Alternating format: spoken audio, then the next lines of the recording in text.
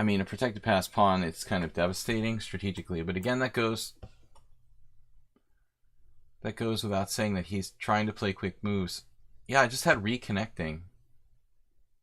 So there's something shaky about my connection. It just may be my crappy internet here in the United States is nowhere near the quality of connection I have in Budapest. Okay, we've suddenly got a bunch of challenges too.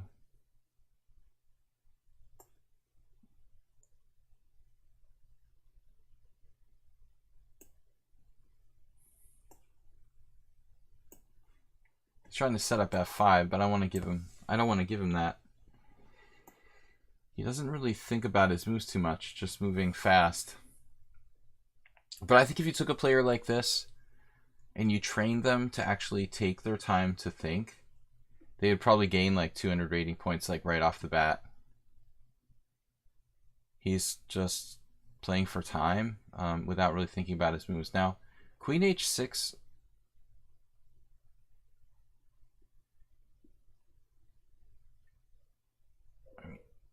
f4.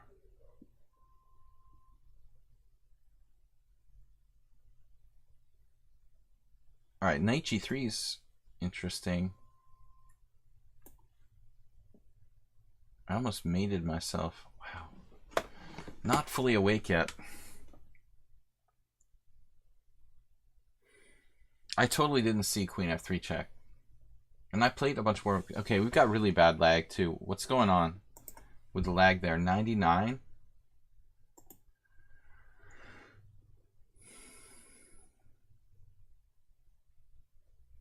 So what's going on in the chat room? Somebody just say something to know that I'm connected, I'm good. It's just like flat out dropping pieces. Well, that's some sort of trick to get me to play that. And this is just check, king h2, it's like a perpetual or mate. Wait, knight e4, queen f3 check, king g1. I don't know. I don't care. I don't know and I don't care. I'm just gonna do this. This is just really angering me. I don't want to see this anymore. And this game is making me crazy. Dude, think about your moves instead of just playing for tricks for a minute. I think I probably could have won a piece somehow that I didn't see, but...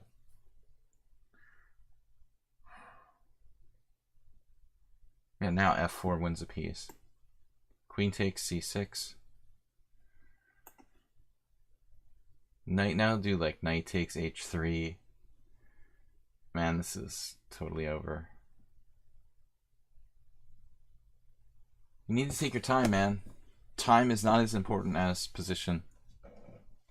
It was just total garbage for black. Even queen f3 check didn't do anything.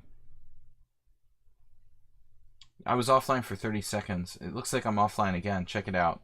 Here we go again. I'm probably... man, that's nasty. Yep. I'm not going to trade for that. Bad bishop. Stupid ideas in chess. My next book. Take the bishop on e7. Man, his clock just isn't running. I've got super lag. That's really creepy. I recorded a video today with only one minor issue. So this is strange. I mean, it could be his issue too.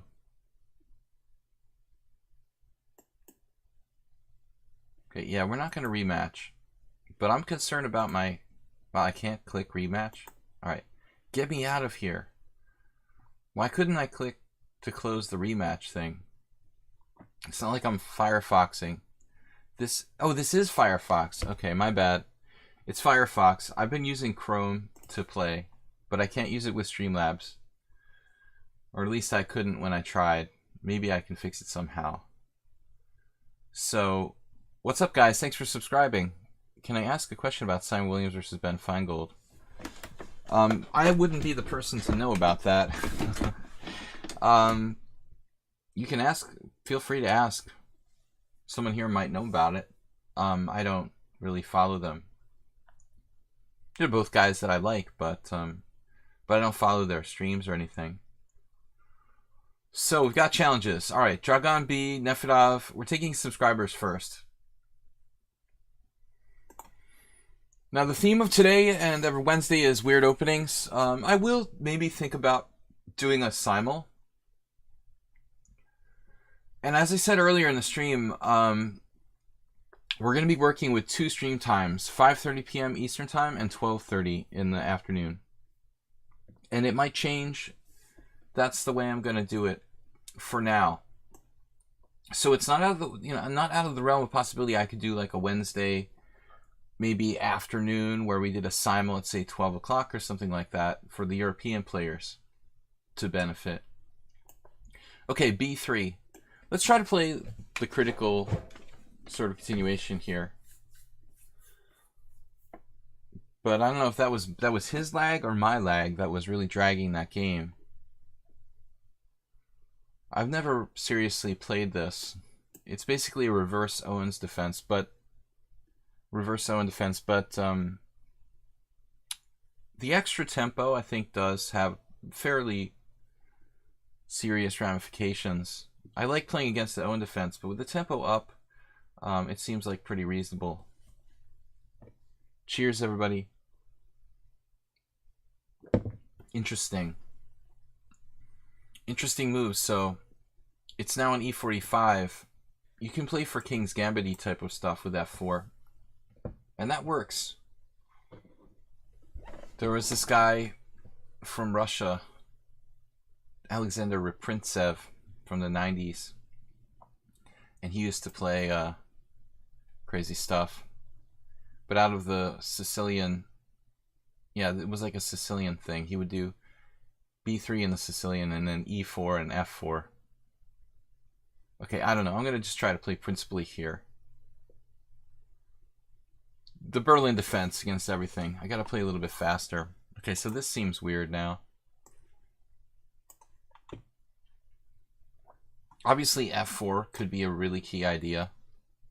Aggressive idea.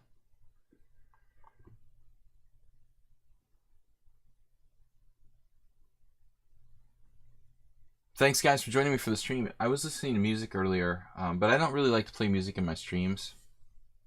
But it feels weird now the music is turned off. It's like utter silence. It's really strange to have it off. I actually enjoy like playing with music, and I play better.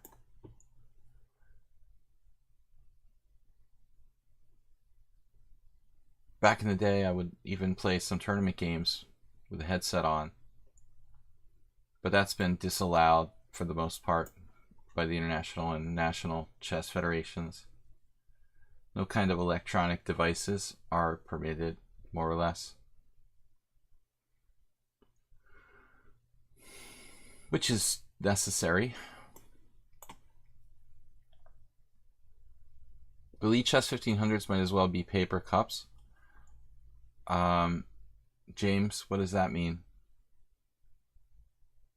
A lot of these guys play extremely strong. It just completely depends on who you're playing. They're my subscribers. The first guy was just a random guy because I had no challenges. But Dragon B is a subscriber, and I always take the subscribers. I get a lot of people sometimes criticizing me for not playing like all strong players. I play basically whoever subscribes to the stream. And I actually enjoy working with people. Let's say, I think I'm most working with me or playing against me is most beneficial. I can help the players between about 1500 and 2000. I think that's the rating range where my training is probably most effective. Although I also teach people, up until 2300. So I'm not here for my personal training. I'm not trying to play the strongest possible players I can play. I'm here to teach other people how to play. A lot of people don't get that. I know in my private time I can challenge, other IMs and masters or whatever, but that's not my goal here. I'm not like one of those people who just like, you know, I go online to play and look cool, you know. I'm not here to do that. I want to train people, focus on improvement. So, Queen h4 looks like a provocative move. This is just totally unsound for white. He's basically just down a pawn for nothing. Koto Amatsukami. Long time no see. Hear an airplane. The plane! Acerbate, is Acerbate here? The plane. I'm actually allowing g4 here. Might be a little bit of a risky decision. Long time no see, Koto. You only pretend to be Japanese, right? Nefedov. So Nefedov's the next. Oh, Morales is here.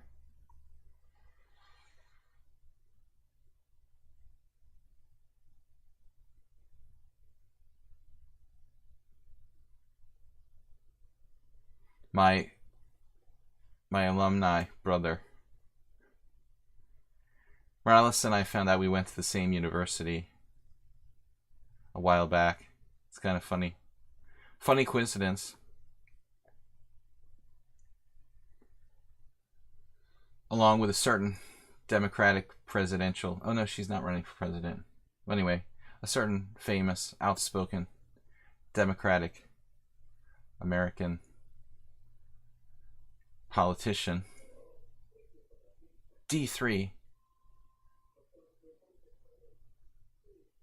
Microsoft has... Your computer is subscription to Microsoft has been disconnected. It's like... I had a robocall, not a robocall, but I had a troll call from someone today. And they were actually insulting me on the telephone because I said they were a robocall. Unbelievable. Every call is a scam. It's not as bad in Europe. In Hungary, we don't have this problem. I mean, it's just, it's an epidemic in the United States. It's epidemic level. It's just unreal, but beyond belief with the scam calls. Every call is a scam, like 99%. It's just completely unregulated and out of control. You can't even answer your telephone. It doesn't matter if it's the mobile or a landline. You basically can't answer the telephone. What's up, Not Fisher? Not Fisher was a donator to the stream, I think. We have streaming donations. Not Fisher was on the list, I believe. You're the same Not Fisher. So, guys, this was a weird game by White. Didn't really get it going on, but he tried to play a weird opening. I mean, you got to give him credit. I looked at this a while ago. Kind of a funny tactic. Funny, haha. What was wrong with E takes D? Well, it opens up his bishop on the long diagonal. Plus, I had this trick. You know, I like winning pieces, basically. It was all a cheapo to win a piece, Nefedov. That was my entire goal. Just a cheapo. But I just didn't want to, you know, positionally I thought, okay, I don't really want him to open up his bishop on the long diagonal. But we'll see. For Nefedov, we can't, yeah, we can see the analysis engine. Let's see. At least the analysis engine works. I can't really do too much with it with Firefox, but just for kicks and giggles, let's see what lichess, what the engine says here. Yeah, see? Knight e4 is actually the strongest move, threatening the family fork on d2. I can't even draw arrows. Knight e6 is the second best. I played only the second best move.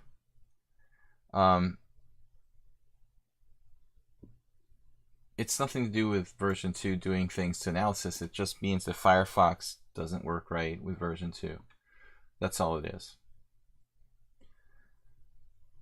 All right.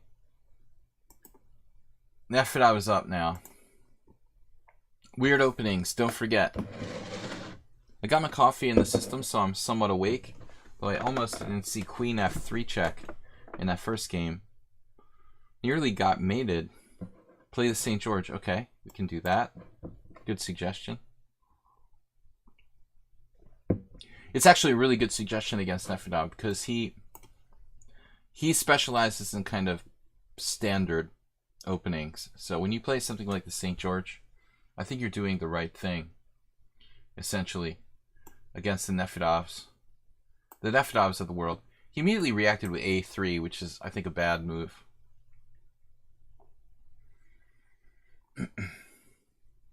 a3 followed by f4. Strikes me as inconsistent. Strike me inconsistent. But he's shown a proclivity to play a3 in the Sicilian a lot. Which this will be now, a form of Sicilian.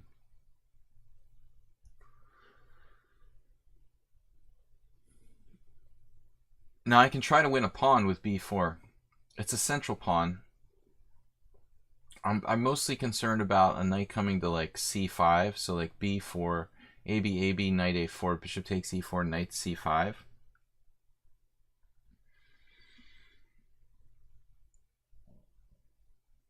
It seems like a crazy thing to spend too much time on this. All right, I have reservations about this move, but it's a central pawn. He can also play knight a4 immediately, not opening his rook. Maybe that even makes more sense. So my biggest problem here was that after knight c5, I didn't really want to give up my dark square bishop, but I'm probably being too demanding, wanting everything. I wouldn't call it a clean pawn, Morales. I think I have to pay a price for this pawn. It's probably not enough compensation for white, but there's some compensation after knight c5. I don't really want to give up my bishop. The a6 pawn's triple attacked. I was actually thinking of just playing knight f6 and developing my pieces now. But that white square bishop, it seems too important to just give it up. I think I'm going to just play maybe bishop d5. Although taking it on c5 should be considered.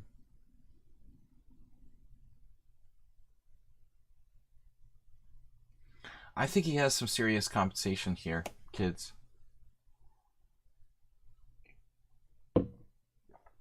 I'm a little concerned about it. Bishop d5, c4. This is not a joke. And my intuition was to not take the pawn. I mean, hindsight is 20/20 or whatever, but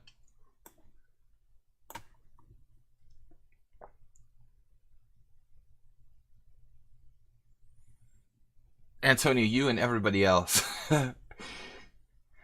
Oh my god.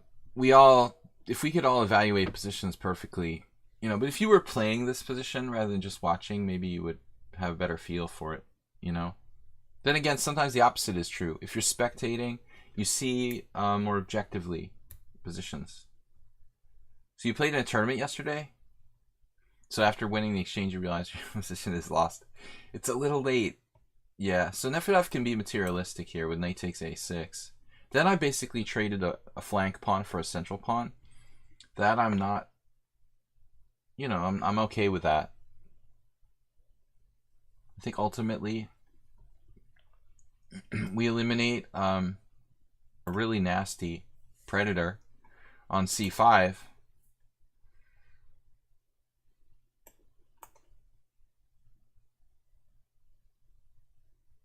And this is basically a really good St. George now. I think we just have traded the flank pawn for the central pawn. And white's a tad overextended, I would like to say. Is there anything tactically I can do? I mean, there's like queen a5, obviously, and b3 discover check, but it looks like that's a dead end. And the b4 pawn actually does something restricting him a little bit. So I'm not gonna do anything fancy just yet. They might have queen b6 followed by bishop takes. Again, there'll be like counterplay no matter what I do. Anytime I try to do something like give up my bishop on f3, he's going to have the queen coming down on a8, so you can't go winning the d4 pawn. There's a lot going on here. Black, I think, is better, but it's kind of a subtle position. Queen b6.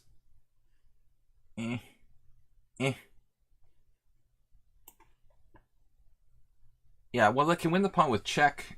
It's a little more tempting.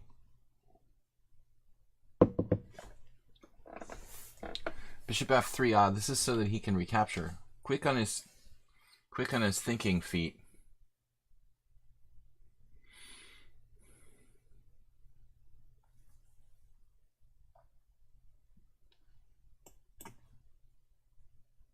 Man, d6 is kind of a lame move, but I don't want to see that knight coming to e5.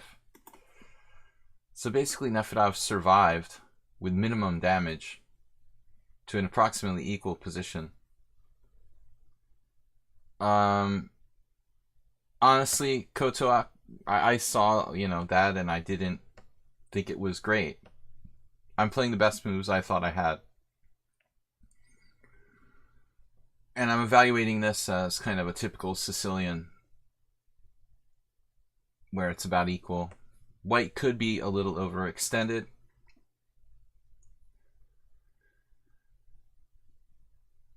So I expect standard play here to be king h1, prophylaxis, and then white would like to play for f5, but not so easy to do, actually. Bishop e3 is also touchy because of knight g4 and knight d5. So it might be a little easier for black to play.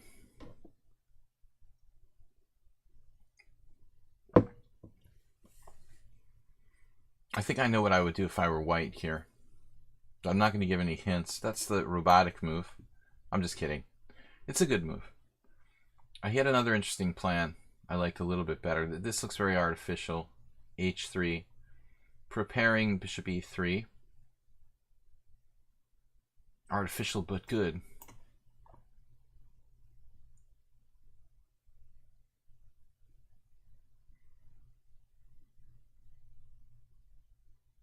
He can play bishop e3 now with impunity.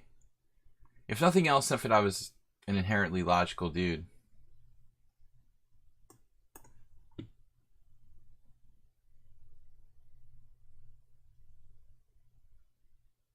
Yeah, knight e4 doesn't do anything. I prefer not to play moves like that because, basically like what you're saying, effectively knight e4 is a cheapo. It's easy to meet with queen e1, and it's all just the kind of move that gets you in trouble, basically. Man.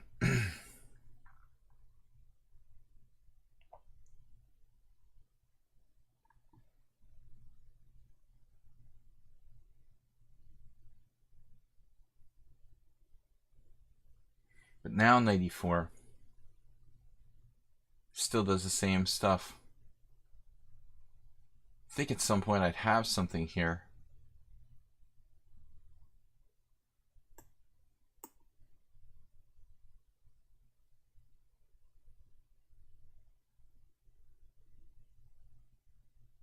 And Nefedov has the better structure. I don't think it's a major consideration.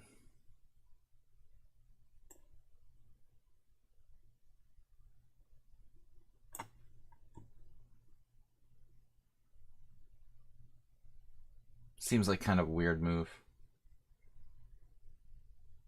f5 is brilliant. No, I mean, that's not brilliant. It's a standard type of move, but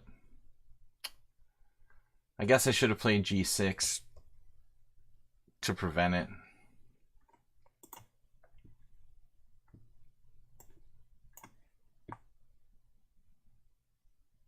So, very strong knight on e4. I still think black is a tiny bit better in this position. But basically, he's getting closer to his desired result.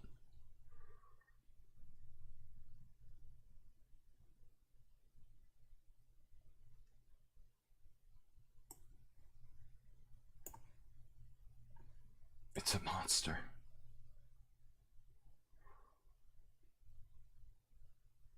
We could take him out on time. That's our only hope.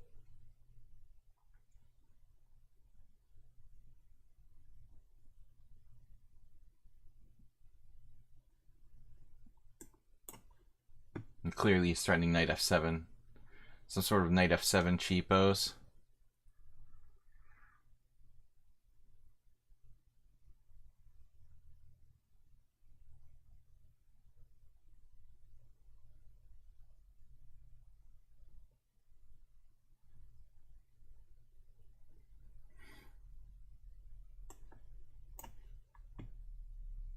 Could maybe put some pressure on c2. If I can talk properly without stumbling on my words.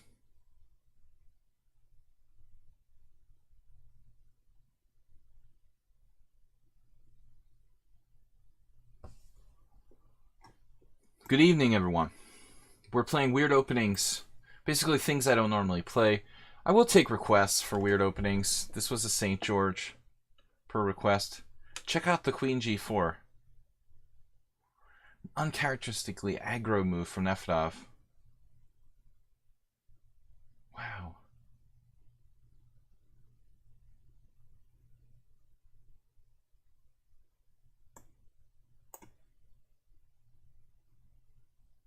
I wanted to take that pawn and you scared me with the Queen E6.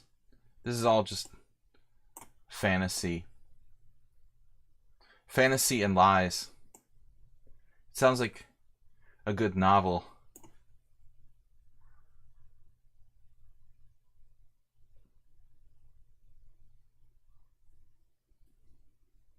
This looks really good for us now. Whose knight is boss? Who's the boss knight?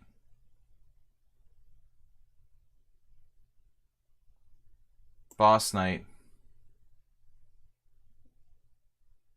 No cheapos, please. Boss knight.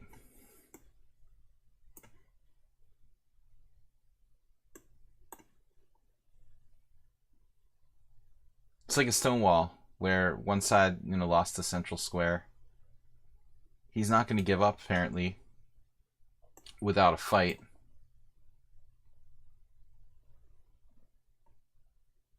Being stubborn. Give me that.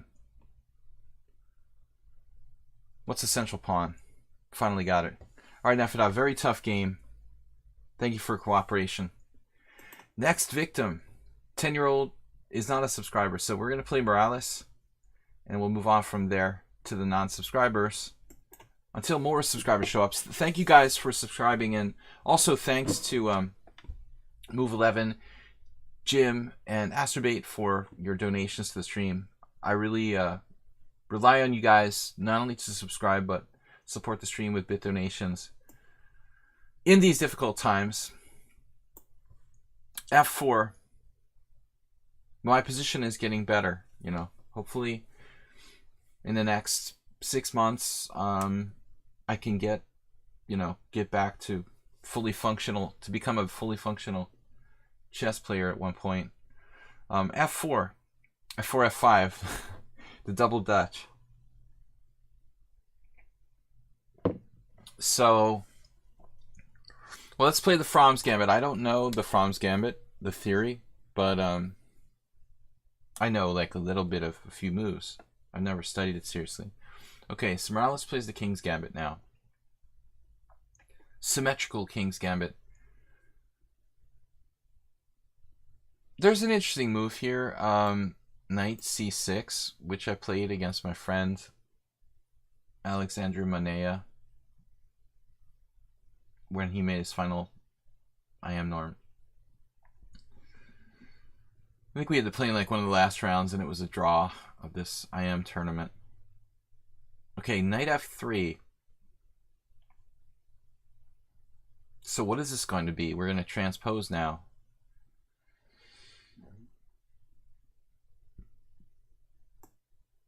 I guess you have to play knight f3, right? You can't take an e5. Yeah, that's probably my game, actually. So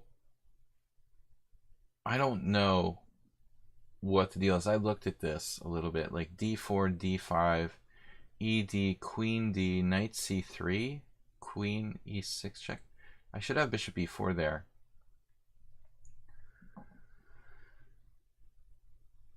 Knight c6 is like the strange move that has almost no theory, or less theory than any other. Yeah, I mean, but I mean, the funny thing about Knight c6, I guess there's probably some new King's Gambit books out by people like John Shaw I've heard about. I didn't know John Shaw even played the King's Gambit, but I don't know much about him. It's a variation without a name, exactly, because it didn't even exist in theory. Like, when I played this game against Alexandru, that was like 2009 or something. Even then, 10 years ago, the things didn't exist, theoretically. But I think with computers, people are starting to try out pretty much every kind of new idea. Can we transpose to something more normal now? Like d6. Knight f6 looks very tempting. Knight f6, e5, d5. Man, it's like knight g5 would be a really perverse. That's a really perverse, like, two knights defense. Knight e4.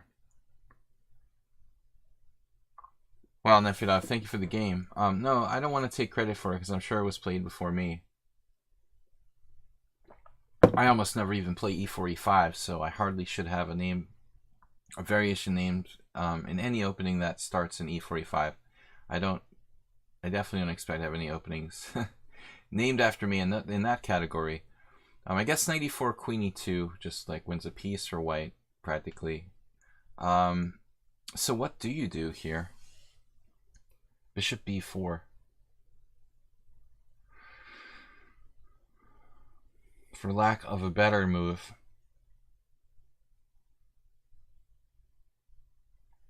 This is just the chess twilight zone. I should have won on move 10 against Nefidov. Wow. Really? That's shocking, actually.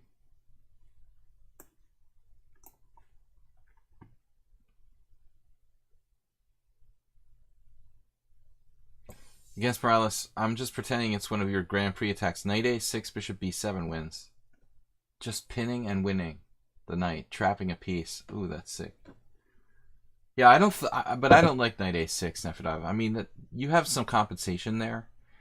You're not taking the right approach. Like, even if I don't see that, I think I was slightly better. I think you're taking the wrong approach by trying to win the material back in that position. It looked to me like with the knight on c5 and active pieces, you have really legitimate compensation for the sacrificed pawn. So I think you're going down the wrong path anyway, hypothetically from a strategic standpoint. Central pawns must be taken. Bang! Alright. I'm greedy, but I can't help it. Now, speaking of compensation, now Morales is clearly planning like knight takes b4, knight takes b4, queen e1 type of stuff.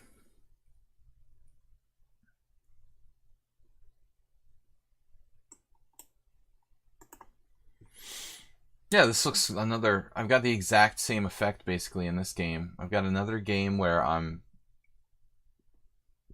up a pawn, but actually temporarily up 2 pawns, okay, but the f pawn is gone, so I'm up a pawn, but white has really good play for the sacrificed nugget. My bishop on b4 is ill in here.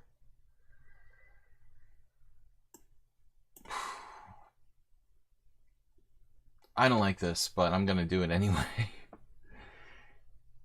Temporary only. A temporary solution.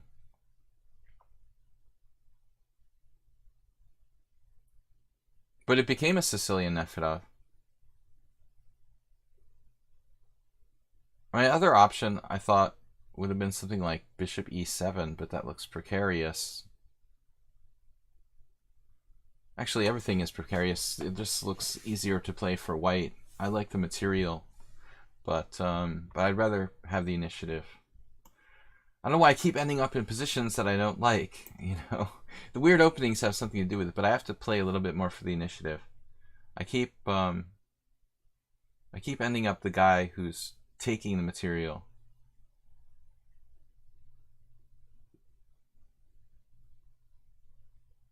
We're 2 pawns up. Okay, fine. Queen d3. So there's some funky variation here. Knight f6, knight g5, like a cheapo attack. f5's not really on the menu. There's a strange move for me though, knight g5. My goal in life is to trade pieces, essentially.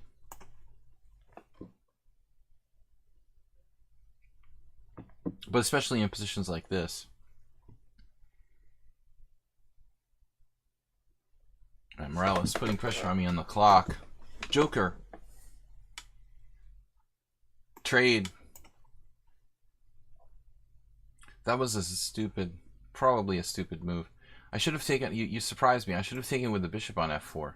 Man. I definitely should have taken with the bishop on f4. I mean, maybe it doesn't matter that much. Thought it was more accurate. I feel like I'm playing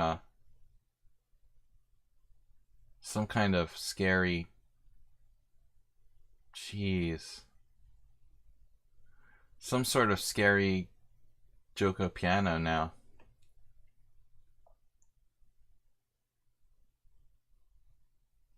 Knight f6 check. Okay, we're getting out.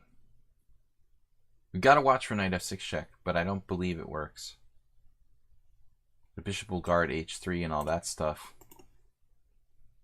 I was actually thinking about some perverse knight e7. No.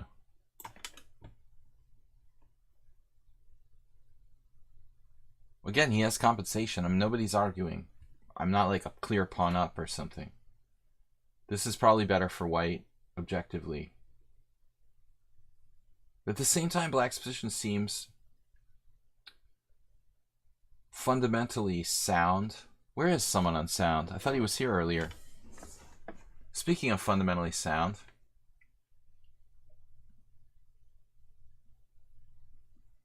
The King's Gambit with black is probably like one of my worst openings. I have no clue. I tried playing the Falkbeer, but everybody plays the Falkbeer, so I wanted to do something different. That would probably be my default approach, though. Yeah. Wow, that's a lot of pressure you got there. I don't think I like you anymore. Ooh, I don't like this anymore. Mommy. This is getting a little too scary for me.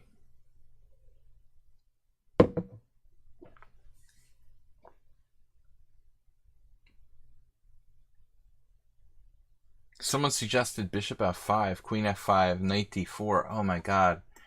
Botvinnik.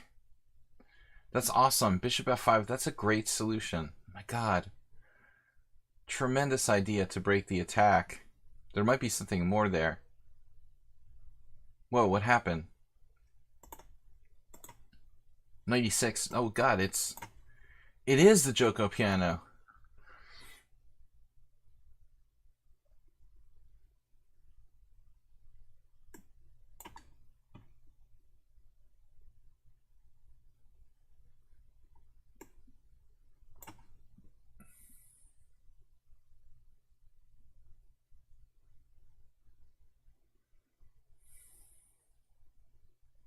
Jim, thank you for the donation. Great game by Morales. Do you play the King's Gambit often? That was a great suggestion with bishop f5. It would have simplified. It's basically an even material trade. 2 pieces for rook and pawn. And it would have gotten me out of this deep morass of disaster I'm in here.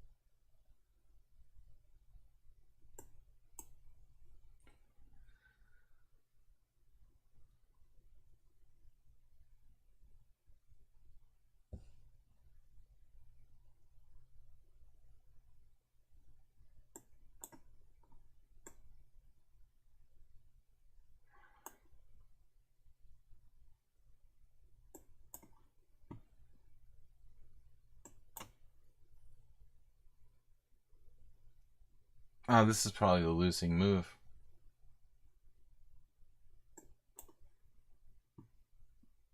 I shouldn't have played d5. Okay, I'm still not sure, actually.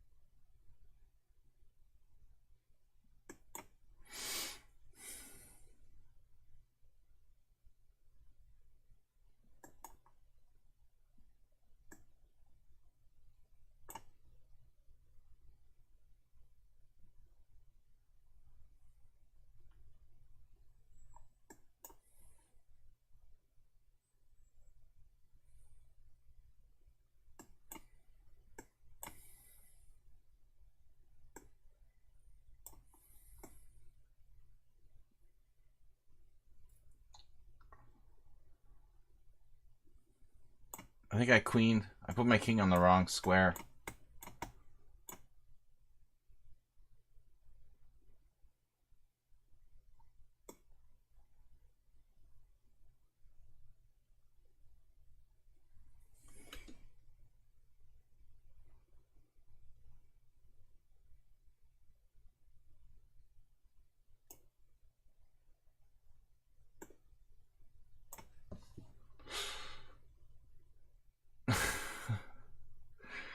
Not the best defense there, queen e3. Yeah. Wow, nice game.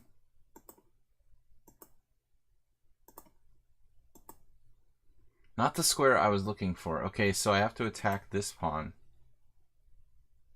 I guess there's no defense. I'm like trying to defend an impossible position. Wow. It doesn't matter. I mean, I don't think that this position can be saved. Basically.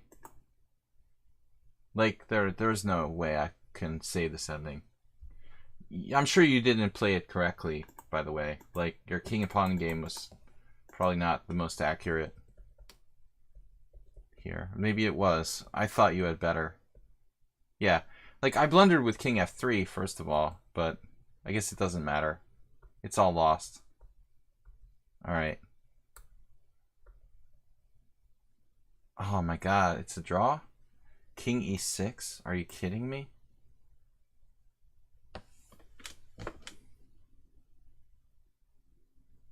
Wow.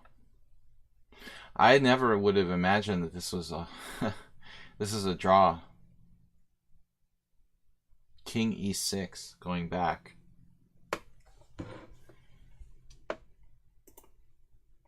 So apparently it was a draw all along after g4, but I had the wrong plan. I thought it would be too passive after king e6, but actually I'm fine. I was afraid of ghosts like king g5, king f7, and some sort of zugzwang.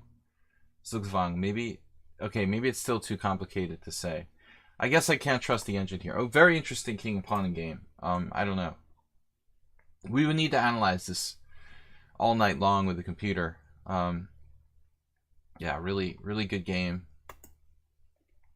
But he played great. He really played great. Okay, so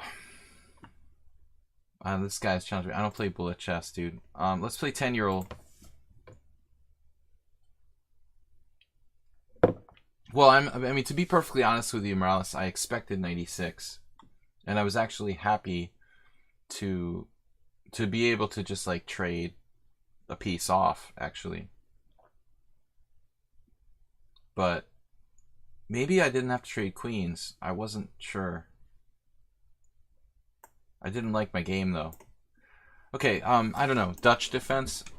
All right, I'm gonna ask for a take back here. Can I have a take back? Because I don't want to play f6. Like, this same thing happened to me yesterday. In a Sicilian, a closed Sicilian, where I played bishop e3. I played, instead of e6, f6 by accident. That's a weird opening, but that's going a little bit too far. Alright. F6 is not normal. F6 is going to a new level of stupidity. Just weird openings that are like playable. We're just here to have fun, guys, and learn something at the same time. So it's not a Dutch yet.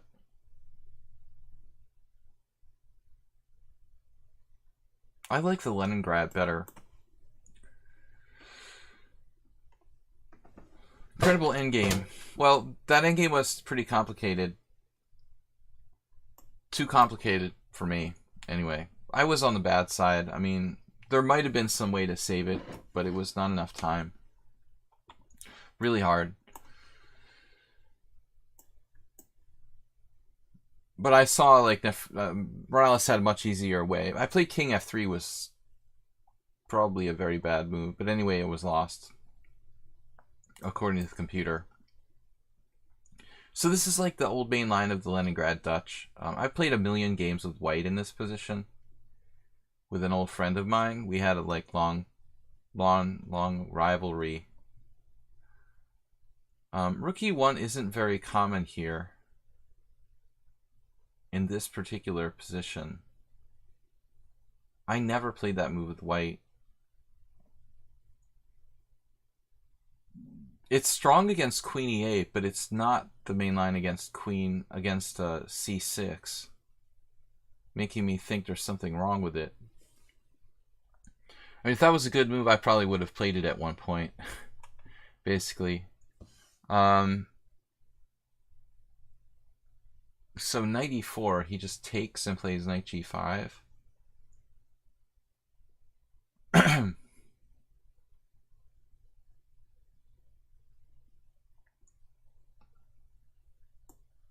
Could play this like John Curto.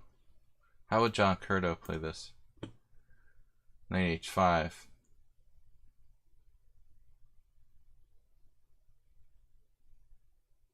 In honor of John, legendary FIDE master from New England, where I'm located now.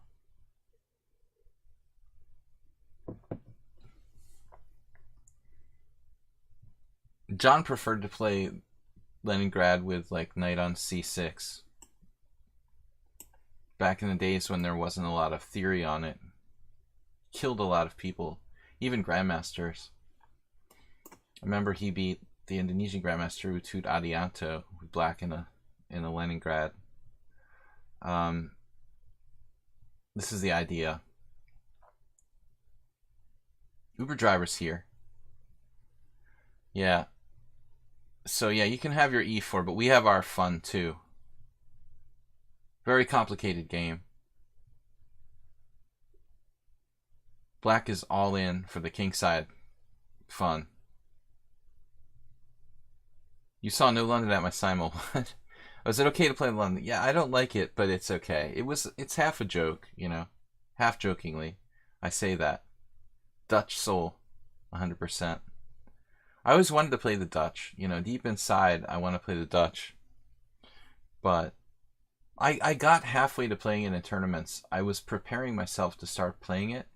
And then at some point, I don't remember when that was. It was in the late 90s. I just never really finished the project, basically.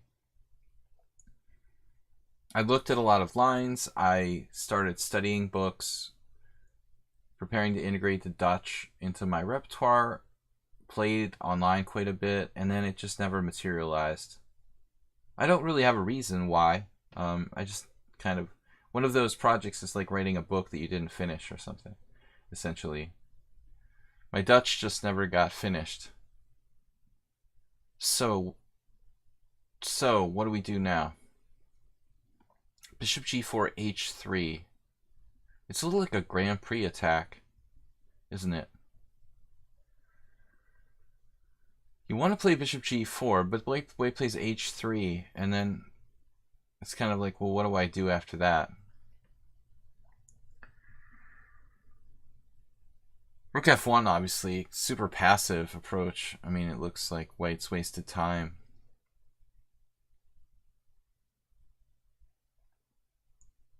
What would John do? take on f3, take on f3, take on g3.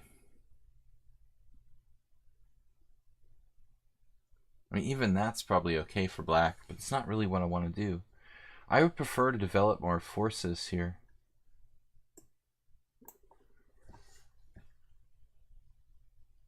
This is probably not the right idea. I mean, it seems like John would always play bishop g4, but I just don't really get it after h3. I'm afraid he's going to close all the lines. Bishop h3, I mean h3, bishop back, and then g4, and everything gets all weird. Okay, e5, interesting move, and it makes queen e8 look kind of funky. But let's go with the plan. Oh, this is getting weird now. This definitely starting to look kind of creepy for me now. This is where my lack of knowledge of the Dutch Leningrad really starts to show. e5 was a brave move. I mean, he played rook f1 and then e5. Totally inconsistent, but maybe it's not bad. Yeah, I heard about, we talked about Morphy playing the Dutch. It's not surprising, really. You know, he needed something aggressive. It made sense.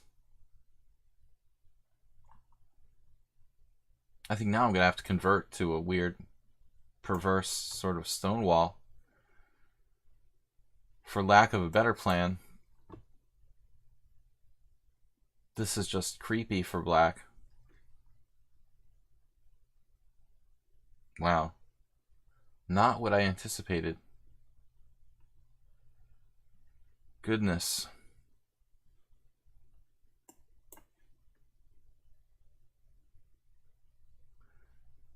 Ten-year-old playing like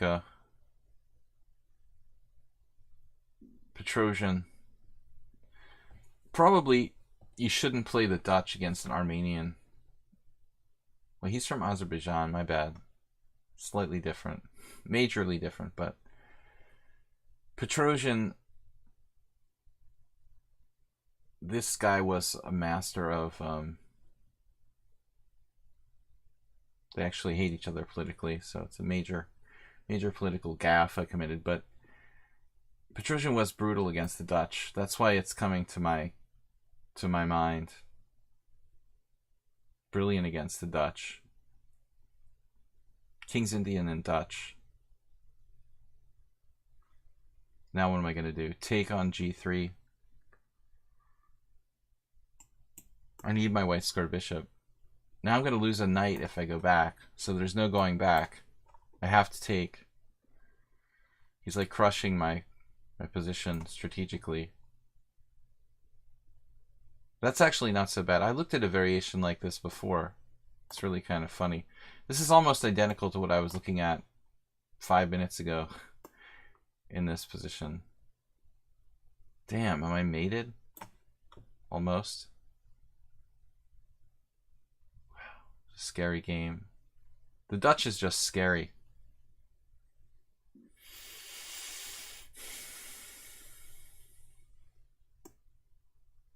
I think we need to trade queens, kids. The queen in f5, knight on e6 is finished. This is actually not so bad for me, I guess, I hope. Maybe hope is a better word. Hope springs eternal.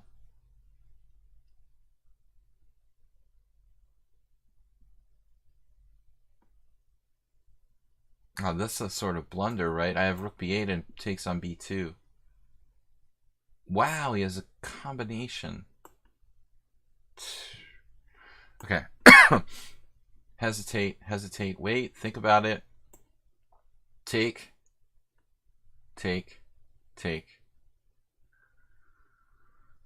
What is going on, kids? The Dutch. 2 connect pass pawns in the endgame.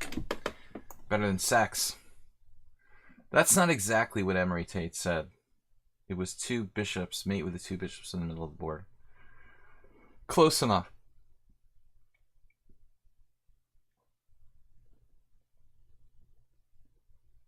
it's good to know they're friendly with each other. It seems ridiculous to let politics get in the way.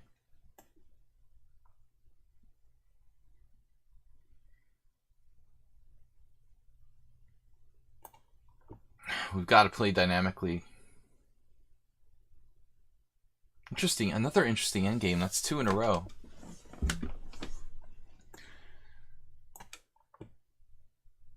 This could be problems for white now. We got a good king. I wanted to maraud with the king earlier, but it just didn't really materialize.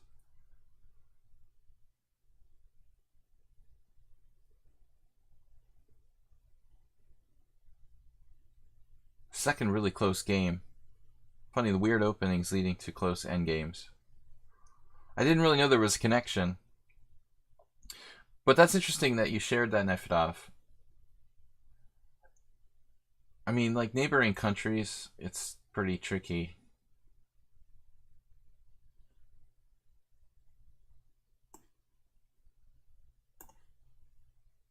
Jim, thank you for the donation. Always very courteous. Share a donation with us here.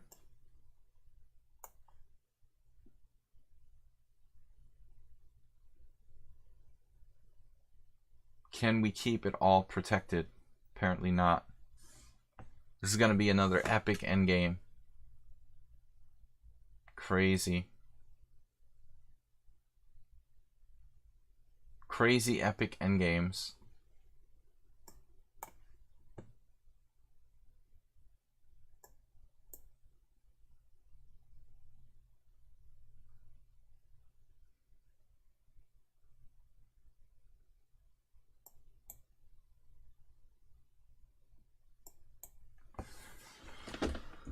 Whew. Right.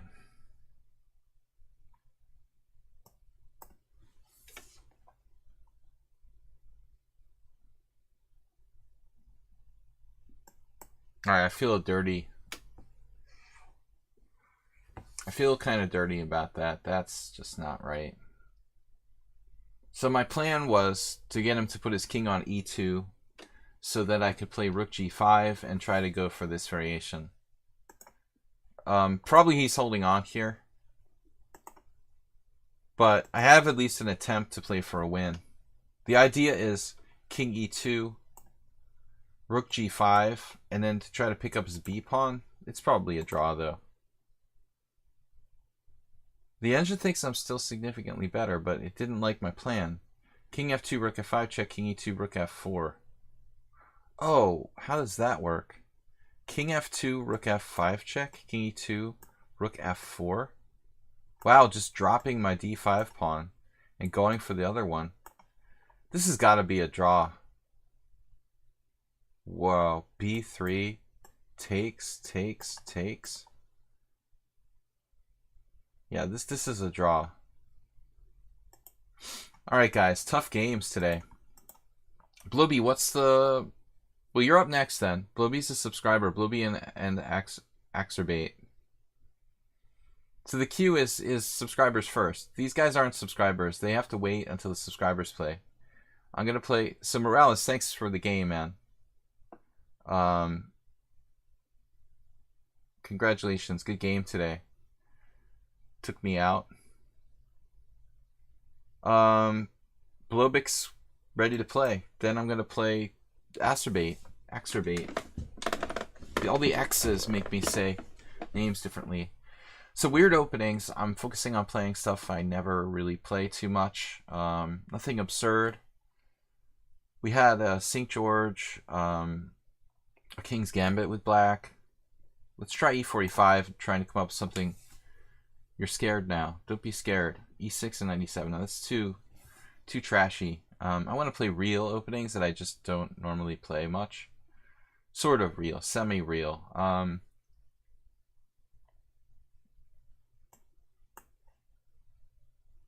I don't know what... Oh, thank God he plays this. We've been waiting to play the Schliemann because my friend got a new book on it.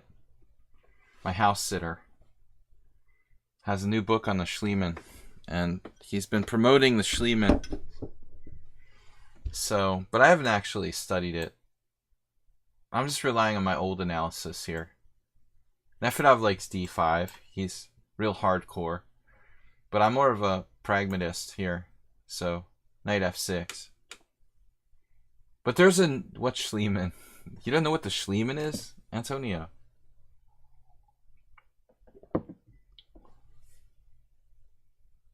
Queen e2. I don't know if it's more common to take and play castles or queen e2. We'll have to look it up.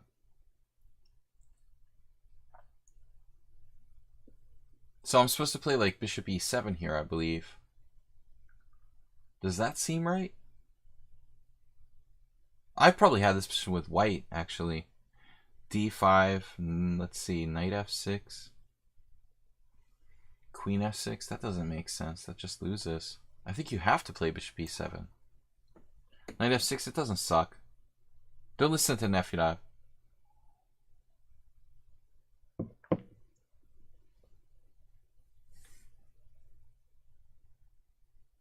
He's a hater.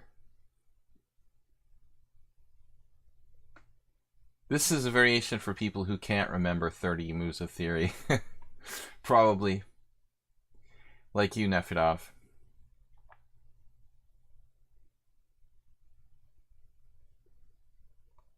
This should be okay for me.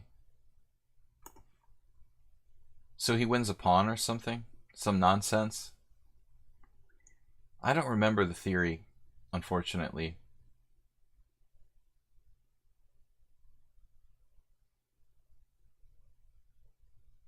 I'll look it up later. I have something to do after the stream tonight while I'm eating dinner. I'll page through the Junior Tay book and see. Singaporean candidate master wrote a book on this opening. It looked pretty good, actually. He's got some interesting ideas. Some stuff that's not really, like, standard, but sound. I mean, he's researched it really well, even though he's not a high-rated player. So you basically have to sack a pawn. You can't remember what you ate for lunch today. I thought you were like a photographic memory.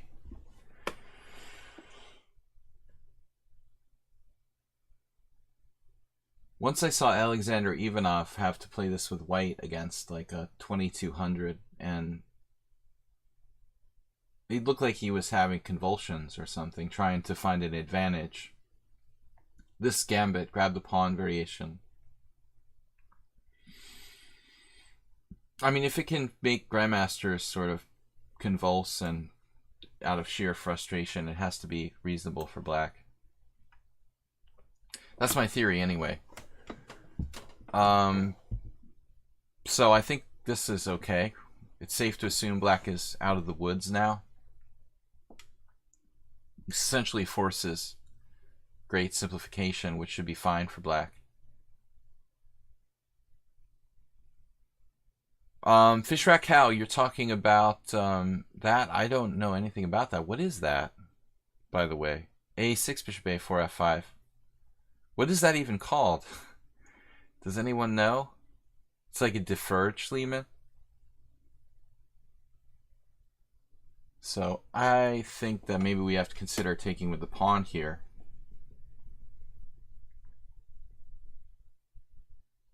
It is possible that white has some sort of advantage, but I sort of doubt it. I just like saying sort of constantly. Obsessed with certain words. Right, people say right. Yeah, and obviously is a big one. So Schliemann deferred. Berger. Karl Berger. I like g takes f2. Because we have a little cubby hole over here that we can rip white apart along the g file for fun. Yeah, it looks like Blobix is... I would say he's grasping at straws. It's going to be hard to not trade queens with white the way this is going. I mean, that's You know what I mean? I mean, that move actually looks like it might be the cure is worse than the disease, essentially.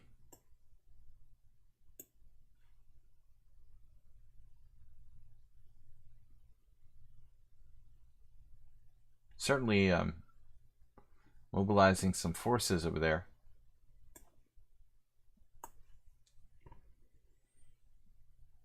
The wild card, white squares. Wow. Just when you thought it was safe to come out of the water.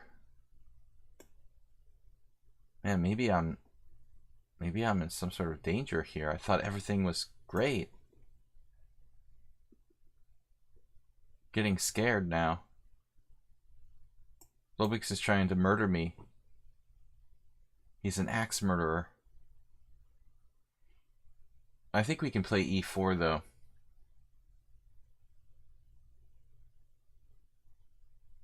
Is the worst. Yeah, that's a little bit overused.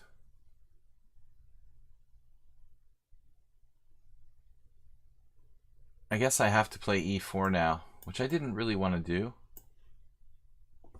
You got to do what you got to do.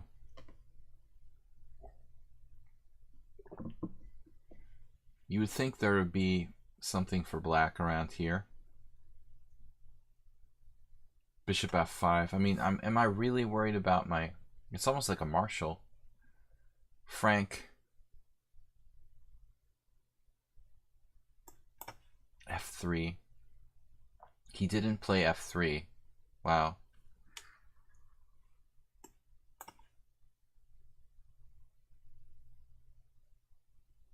I was seriously scared of f3 there. Breaking it up. Break it up.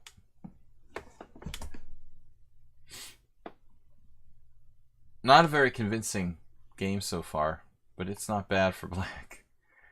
This could actually be very bad for white. That pawn is hanging.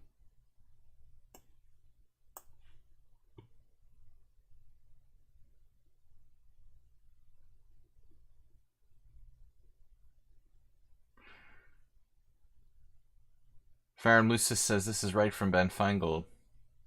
He says never play f6. Always play f6. I didn't see that you could play knight c2 and protect your pawn on d4. That's so annoying. My theory isn't that never play f6. I had a theory once. Never put your knights on b3, g6, b6, and g6. Ben does that all the time. He likes putting his knight on g6 in the Chigorin, for example. We'll never know who's right and who's wrong. Can I waste any more time? That's an extremely irritating move.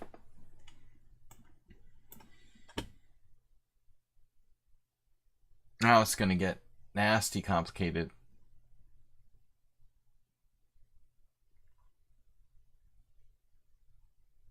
She's just crushing those dark squares.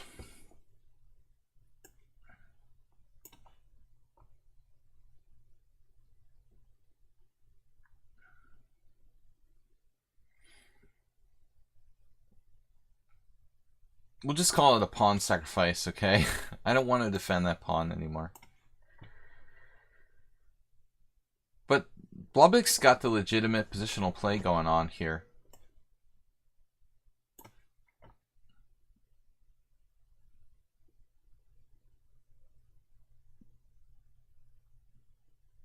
You can see his strength.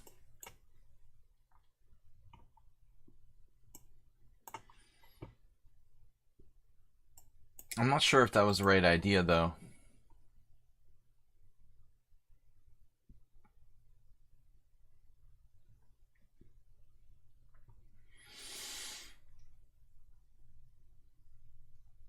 I think eventually I'd have some sort of threat somewhere.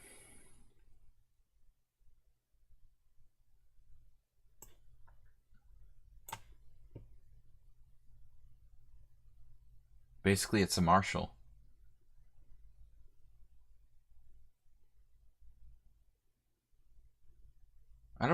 any threats at all now. Just relax and take a few pawns.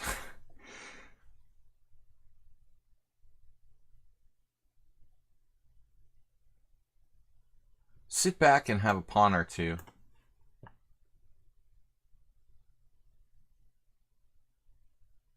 Everything was hinging on this.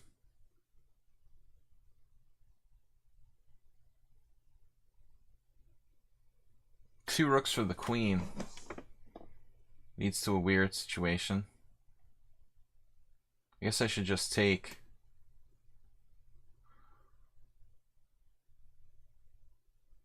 Oh, man, he's got pawn takes pawn, bishop e5 trading. So rook takes g3, queen g3, rook g4.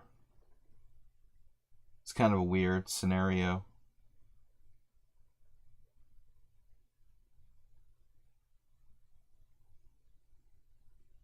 Takes bishop e5. It's an extremely big problem.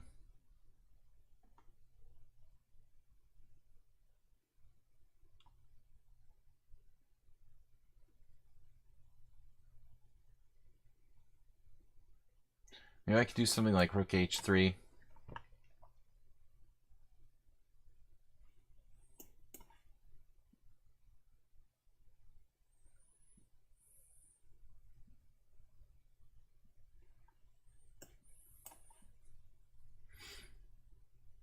Man.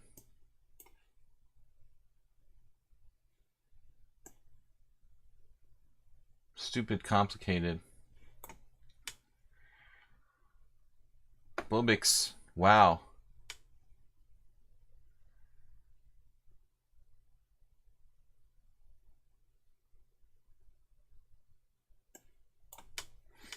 This is a blunder.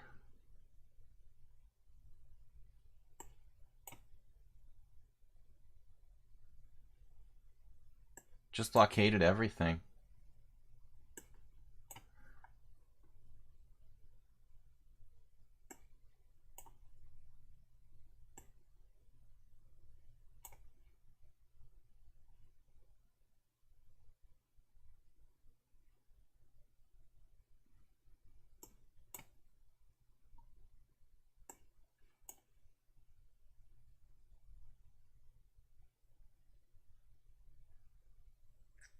That's a pretty impressive game by White. Wow. No time.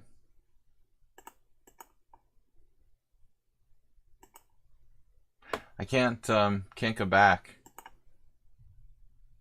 Eventually you won. You sort of won, you know. That was a pretty powerful game by White. It's only the second one I lost today.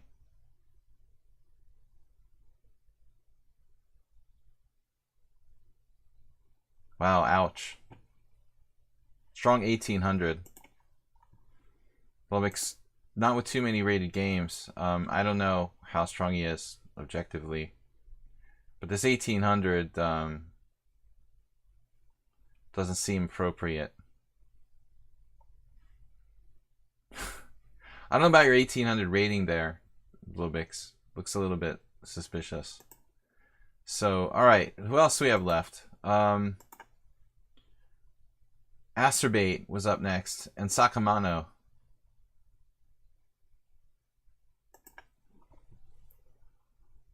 I think I lost the thread there. FIDE 2100. Wow. Yeah. No way you should be 1800. All right, Asterbait, what's up?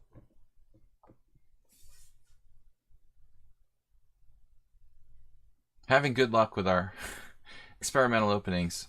Is Azerbait with us? Are you with us or against us? Getting slammed. These weird openings. What was the opening I lost against Morales? All right, maybe we'll wait for Asterbait. We'll let him rejoin the game later. Seems to be missing. Sakamano. A couple other subscribers play the Grob. I don't play the Grob. The orangutan I'll play, but I don't play the Grob. The Grob is against my principles. I don't weaken my 2 squares. I don't like kingside weakening moves. H4 is better than G4. What happened there? Acerbate, you didn't move. Wasn't it your turn? Your turn? Alright, Acerbate, jump back in the queue, and we'll take your game next. You're kidding me. It was my move, and I... It was my move, and I didn't realize? Alright, we'll play Acerbate next. Acerbate, re-challenge me. Sorry, I was spacing. I guess I'm just too battered from those losses to realize what's going on. I'm basically punch drunk at this point. Alright, let's play something weird here within the realm of the Sicilian.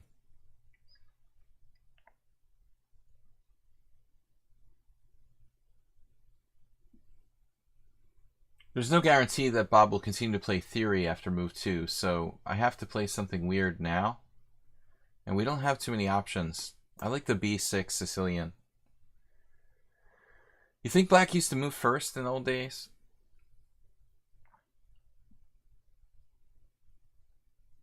Basically, E6 is always good against Bishop C4. I mean, B6 gives White a wide berth. I mean, you can do anything basically against that. But I'm getting battered. Lost 2 games. And I was even warmed up today.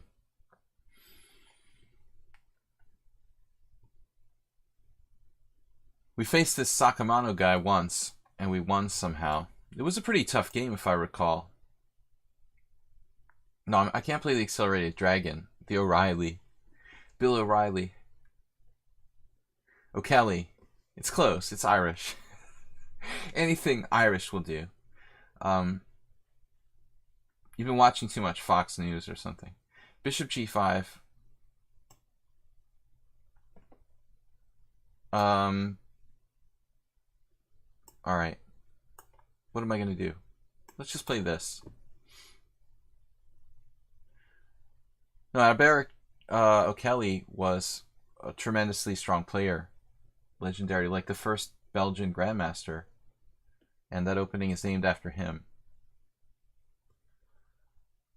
Philidor, in the original edition of the famous treatise, cited one game in which Black moved first. Well, that's interesting. So, Uber knows his chess history.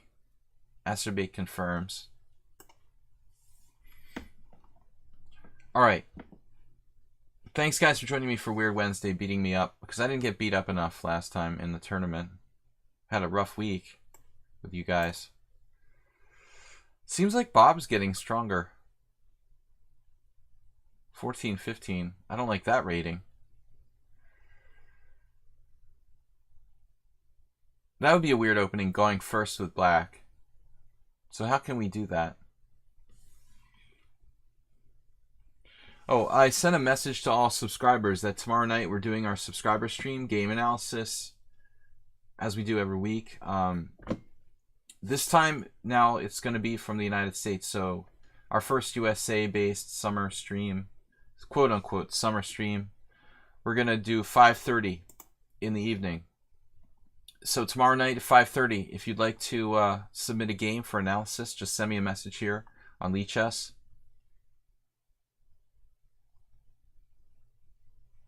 I like taking with the knight on d5.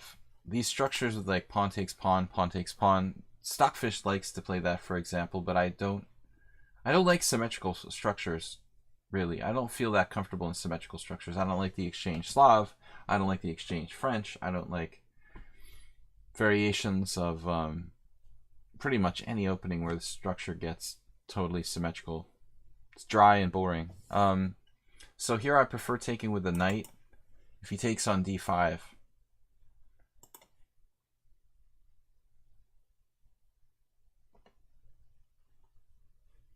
7 o'clock, and all's well.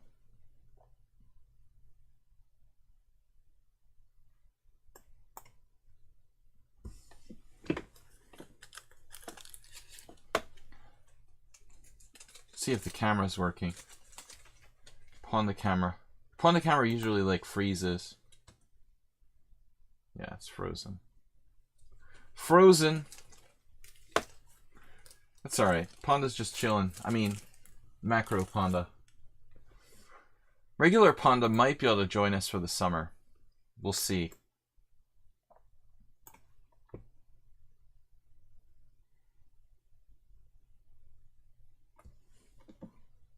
I can't wait till I learn how to play and says stuff. Wait, what does that mean? Acerbate. What is that? You play and says stuff? Like talking trash, you mean?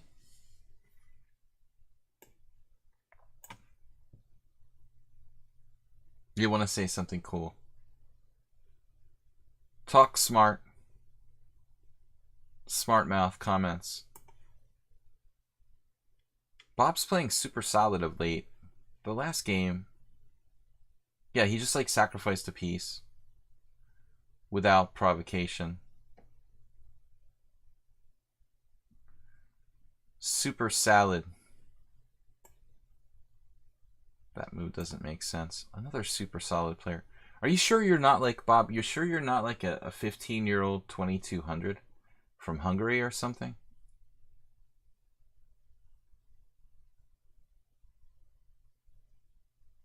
You're sure your name isn't Tushar? Your intuition is stronger. You didn't change your name to Tushar, right? So you would consider yourself a completely intuitive player? Interesting. Doesn't necessarily have to be a bad thing. Although, unfortunately, calculation is a really essential component of success. There's like a bug attacking me. Some people can do without a lot of calculation. He did some home prep with Kramer. I think so too. He's been working with Kramer.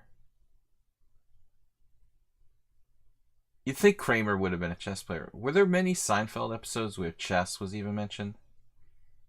You'd think like being a New York City based show, they would have had like some sort of chess episode or something. It would have made a great subplot for a Seinfeld episode. Like Seinfeld and the, you know, chess hustler or something like that.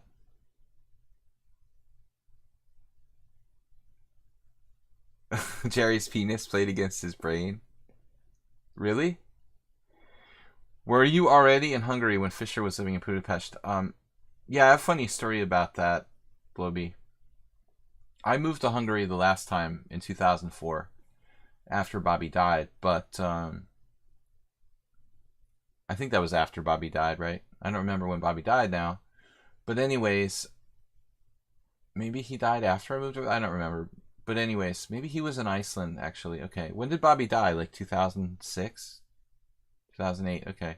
Never mind, but it doesn't matter, because he wasn't there when I moved over there. He was in, like, you know, Philippines or wherever the heck he was living. But somewhere in Asia. I know he went to Japan later. But there was a funny story with Fischer that I tell a lot on the stream about 1998 when I went to my friend Gerardo Barbera's house. Most people in my stream have heard this story before, but it's just kind of funny. If you didn't hear it before, since you're a new subscriber, I have to repeat it for you. So, Gerardo Barbera sadly was an Argentine grandmaster who died of cancer. He was quite young, like in his 60s or late 50s when he died. Back around 2000, but I was with a friend at his house and we were just playing. He liked to play games. We were playing chess, but we were playing like other games, just hanging out. And I had never had any contact with Fischer, even though I knew he was there when I was there. You know, I had some friends who met him in restaurants and stuff like that. Leiko analyzed with him, although maybe that was later. But it was just funny because the phone rang and Gerardo's wife answered, and she was like, "Shh, shh, everyone quiet, shh." And my friend and I were like looking at each other like, "What's going on? what are these people doing, you know? And she's like, Bobby's on the phone. You have to be quiet. If anybody hears you, he'll hang up. You can't speak English. So like that, you know? And it was kind of funny because we're like, wow, that's crazy. But then it got weirder. Like, it wasn't just like Bobby calling up, you know, simply say, hey, what's up, Gerardo? Because Bobby had a long time connection with Argentina, and Barbera's from Argentina. So he had a lot of friends. They had a lot of mutual friends, probably. But it was funny because he wanted Gerardo to set up a match with the best Iraqi player in Iraq. He wanted Gerardo to contact Saddam Hussein. It was just this surreal, sort of absurd episode that I still can't believe actually took place. And Barbera was like, what? Like, I'm going to contact Saddam Hussein? Bob finally just lost it. He was paying attention to my story. Alright, Bob. You got distracted with the chat. I'm sorry. I'll try not to tell my stories again and again. But Blobix wanted to know the Fisher story. Okay. So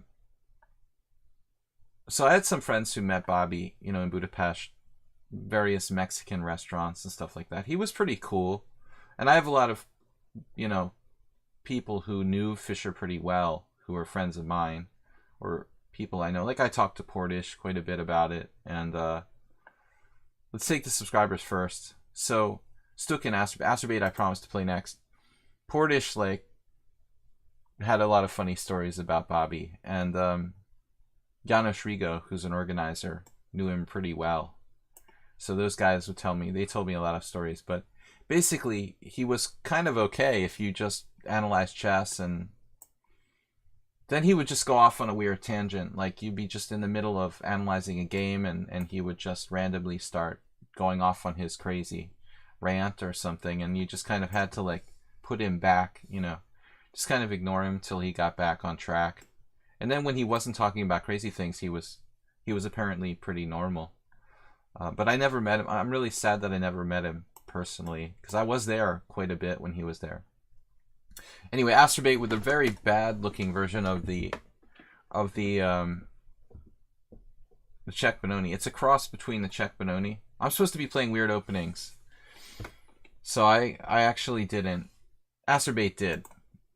Asterbait played the bad Benoni. We're gonna call this one the bad Benoni. I got excited with the Fisher stories, so I didn't really play a weird opening. It's amazing. Too late for a weird opening here against Asterbait. He played the weird opening. Bishop c8, of course. This is a standard Queen's Indian hippo regrouping, by the way. That's absolutely appropriate. Who is the Sladgie guy? Why he refuses to use the blue themed board? I actually had a blue squared board, and people got all offended by it. I won't play on that. I only play on the green one or the brown one.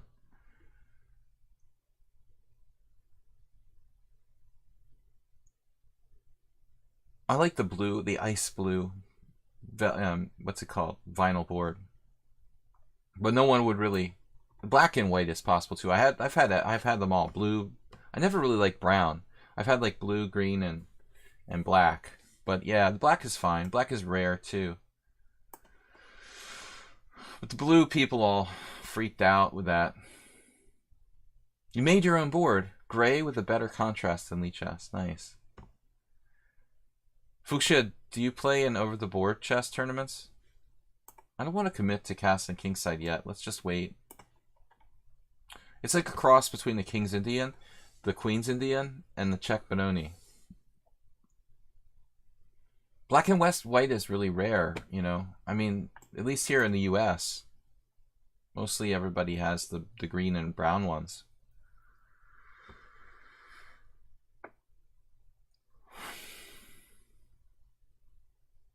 Alright, Asterbait, whatever. Let's just play. Testing his tactics. 94. Every Czech Benoni player, Asterbait, has to know the 94 trick. This is a different version. check. So if I check on g7, you should do a Karpov walk over here. And you could also play king f8. I'm going to take his bad bishop.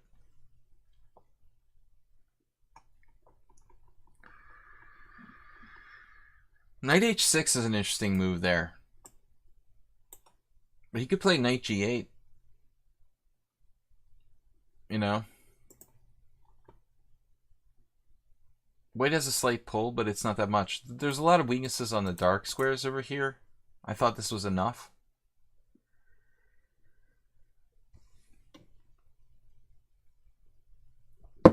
Alright, what do we got for time? We got plenty of time left. We started at 5:30. So we do 5:30 till 8. I have to get used to the new schedule because I see the clock and it says like 7:10 and I'm used to starting at like 6:30 in Budapest. After 2.5 hours, I just totally melt down and I start needing like a martini or something. My friend FIDE Master Paul McIntyre, we used to do like long analysis sessions and he would basically say after 3 hours, I just like, it was martini time. I just started to just totally disintegrate. No sense. No sense for me doing a stream that's like longer than 3 hours. This is a little bit conservative. This is the new, the solid astrobate that we're seeing here. The time has come. I wish I had time to play in tournaments. I'm still pretty much screwed. I wanted to think about playing a couple tournaments, but I'm still overloaded with responsibilities. So it's gonna be a little bit until later this year or next year when I can start playing regularly again, it looks like.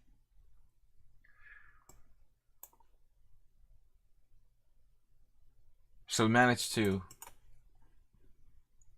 avoid Astrobate's tactical prowess and melting his king side. The best try. Forcing me to part with my white squared bishop, giving Astrobate just a little bit of counterplay in this opposite bishop scenario. See that white square weakness? Enough to make it kind of irritating for white and also give black legitimate chances at counterplay. Good call, Astrobate. Now he's ready to castle queenside. Clearly. That's not allowed. On the other hand, I think I ought to take this pawn with a pawn. It just occurred to me, you know, that's a very powerful passed pawn. And you can do what you want, but I think that's basically winning for white. Martini. I only have beer and wine too. If you order a martini in Hungary, they'll like give you vermouth in a glass. It's pretty gross. They don't know what a martini is. Martini is supposed to be like, you know, gin or vodka mixed with vermouth. I guess it's called a martini because martini is one of the more commonly known, you know, types of vermouth. What's up, Move 11? The time schedule for you when I'm in the US, it's fine, but the simul's ending at 3 a.m. Yeah, actually, that's what I was saying earlier, Bloby, that I would be, you know, willing to consider maybe like once in a while on like a Wednesday turning the stream into an afternoon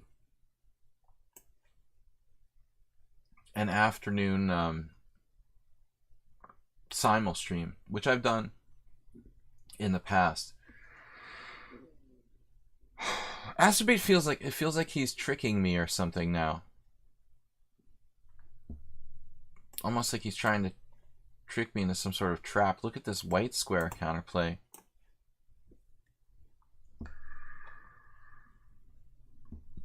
Why not bishop g5 there? Well, I did play bishop g5. Did I play it a move too late after f5? I don't think it would have changed that much, honestly. It would have been the same thing. Knight f6. Maybe I would have had an additional possibilities. Some additional possibilities. Possibilities. Knight e4. No. Playable, though. I'm a little creeped out by this position.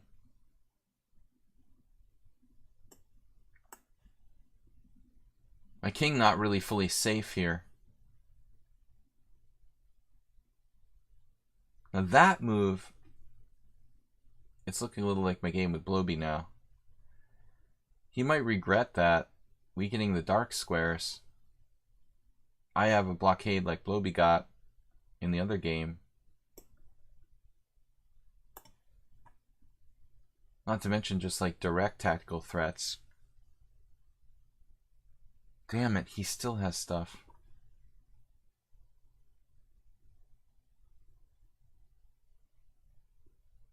Masturbate, stop being so resourceful. What is wrong with me? Now there's no pin. Gave up my bishop for nothing. All I want to do is trade queens. Now I'm losing my h-pawn.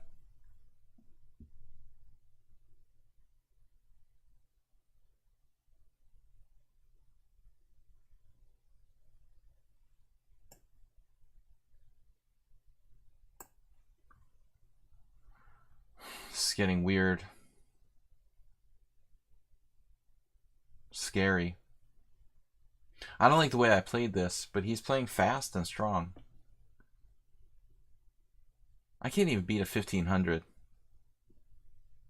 The cell? Basically a cup of chilled gin. Well, that's the way my mom and dad would actually order straight up, like beefeater on the rocks. I mean, that's good stuff.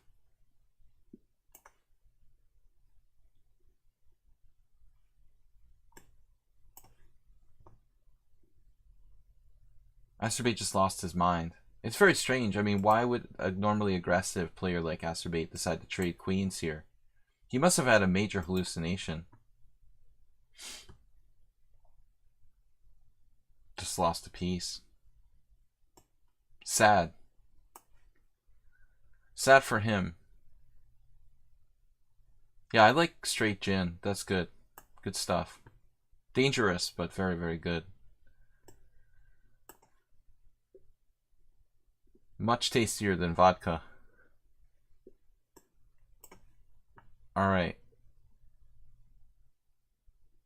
There are a lot of kinds of gin. I mean, you've got to be like... It's like a gourmet thing. I have to ask Nefedov. He lives in the UK. They're specialists over there. I've seen so many, like... Now it's like a... micro brew gin. So many, like, gins. Alright. Making me thirsty. Stuk is up next. Subscriber. Yeah, Tanqueray. That's very standard brand. My college roommate ran into a bottle of Tanqueray at her. I wish it was a her. My college roommate ran into a bottle of Tanqueray at his fraternity initiation night, I think.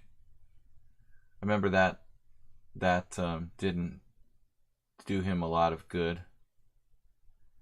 E4, C5. Again, I'm playing automatically here, conversating too much. I'm supposed to be playing weird openings. It's alright, we'll play a good move. We'll play a good weird move now. Knight F6 is good. B3. So he played a weird move. Right, the B3 Sicilian. I like B6 against that, ironically. Although, I guess some people will say that it's more accurate to play E6 first and then B6. It's Wednesday night. Yeah, we're playing weird openings. Pretzels. You're making me hungry. I didn't eat dinner yet. B3 is the Snyder variation. Wait, is that just a coincidence? There is a company like Snyder's Pretzels. Is that the joke or what? We're ready. Who is Snyder anyway? Doesn't he have another variation? Kind of a strange coincidence, Snyder's and pretzels. Anita. Anita, what's up with you?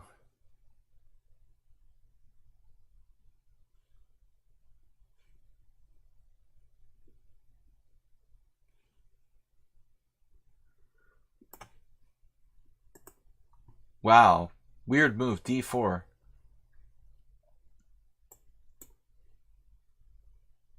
Thanks for stopping by to say hi.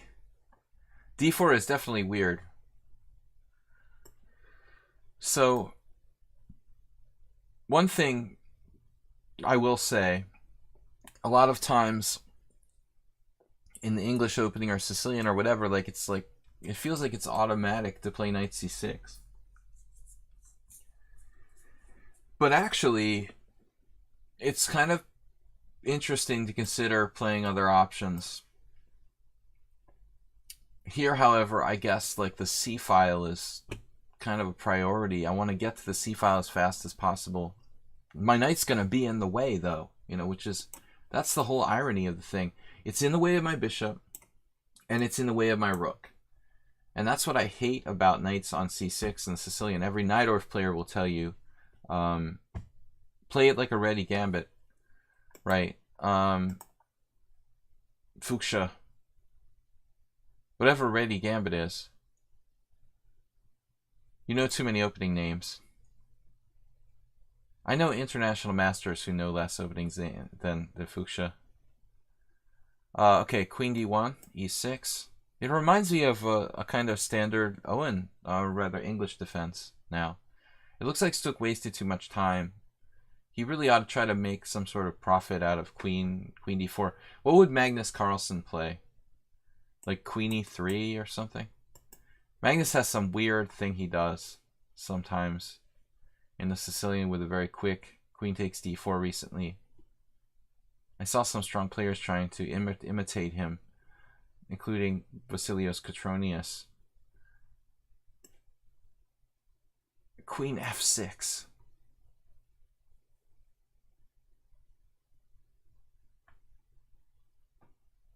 Oh, that's interesting. The Reti gambit, e4, e6, b3, but it's not a gambit. It's just a pawn move. That can't be a gambit. You have to sacrifice something. It's a time gambit. You're weakening squares. You're gambiting the a3 and c3 squares. Good at wasting time. But still, it doesn't look like you've gone over the edge yet. You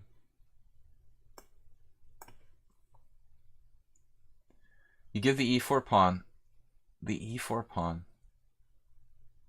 So like e4, e6, b3, d5. And then you just don't defend the e4 pawn. Okay. So like, yeah, you just like let black take on e4 and you play like knight c3 and pretend that your name is Jabava. Yubava. Whatever. I never know how to pronounce European names. I'm never sure. In Hungary, he would be Yubava. Is he Yubava or Jobava? How do you pronounce it in Georgian, anyway? Reverse Budapest. Anytime they do like b3, knight c3, Yubava and Rapport have played it. They're like connected at the hip. So bishop g2. Man, this ought to be good for me. Quick, enduring pressure. Absolutely correct looking move for black.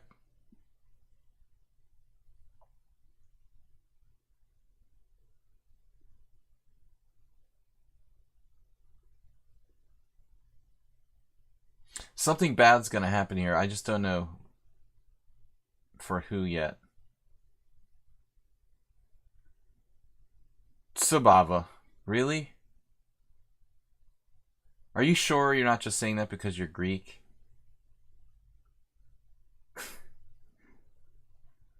That sounds like a joke that a Greek person would make. Tzatziki. Something like that.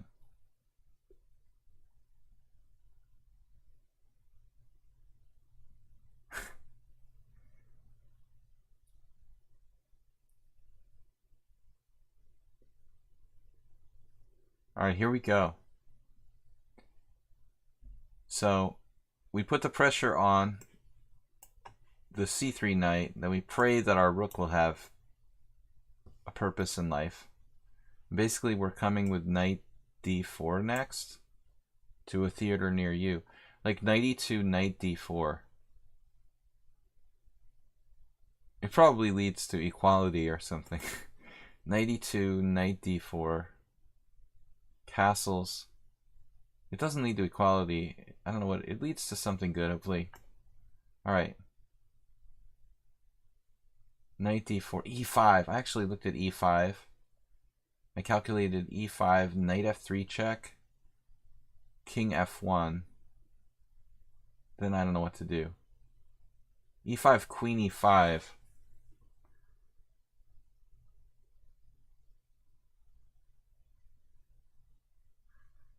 There's also knight e5, but then it looks sort of stupid, doesn't it? Wait, knight e5,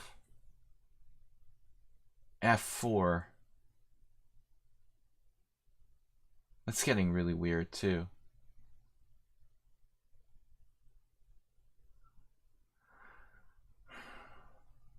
Jababa. Zababa. Forget about it. Knight d4. Bishop a3. Alright, so knight d4, queen d4. Queen d4, knight d4. Bishop takes c3 with a boring endgame.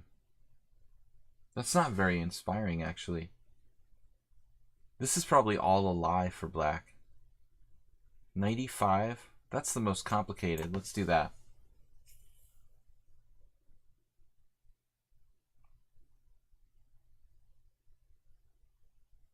Well, someone suggested bishop a6. Wow.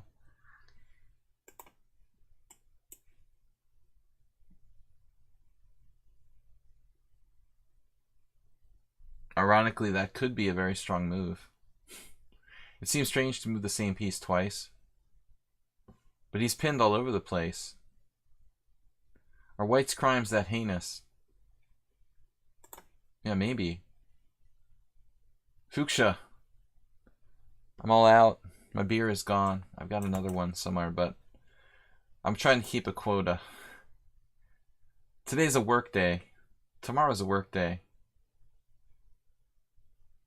I got some wine for dinner.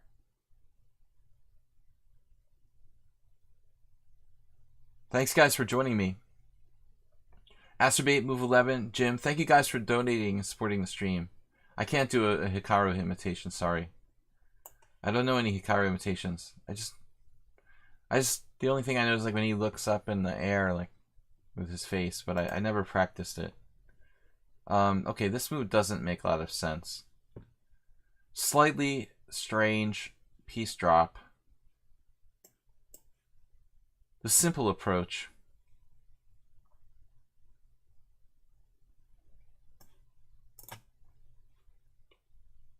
Now it's going to be interesting. Mouse slip. Hey, that'll make it fun.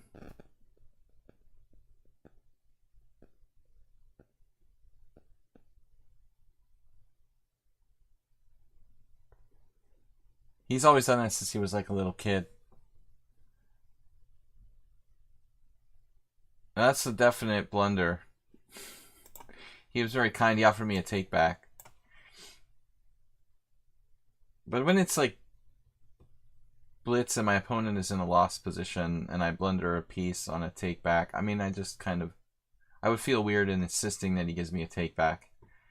I just feel like I kind of deserve to drop a piece for this sort of take back. Actually, I've been doing this a lot. That's like my third mouse slip since version 2 came out. I guess it's just a coincidence. Does anybody think And there would be no reason for me to have more mouse slips with the newer version of lichess, right?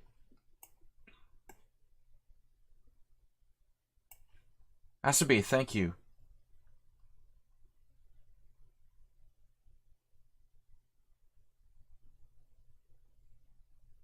Maybe because of the board size. Yeah, something. It's kind of weird. The other day I did a really weird F6 mouse slip. Actually, twice I've done really weird F6 mouse slips.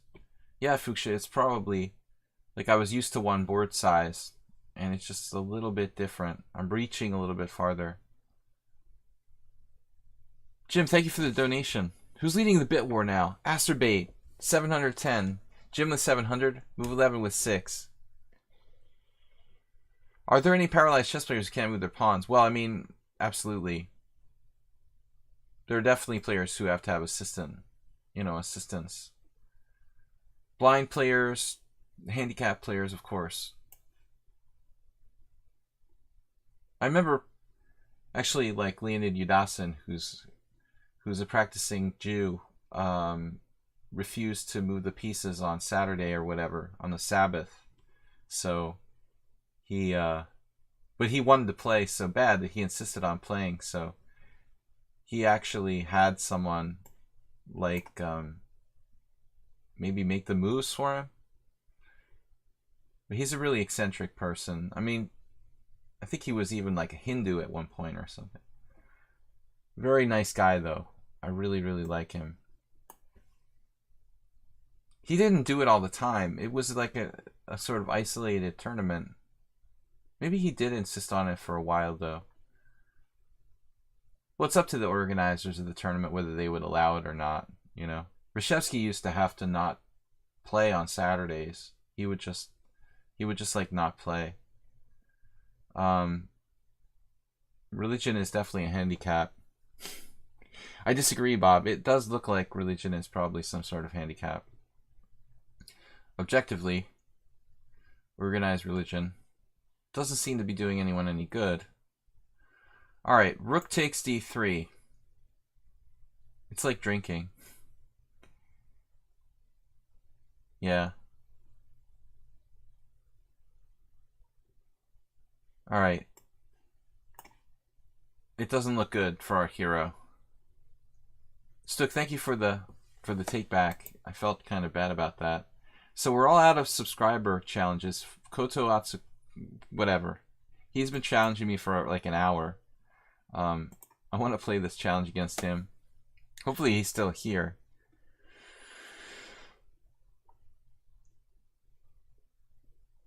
But I mean, there's a lot of Jewish chess players, and not a lot of them request like special exceptions, like having people move their pieces on Saturdays and stuff. So Yudasin was always really eccentric.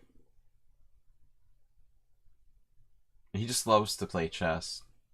Amazing person. Oh yeah, I forgot you played this. We had a bunch of games in this variation long ago. Okay, so this is his specialty, A3.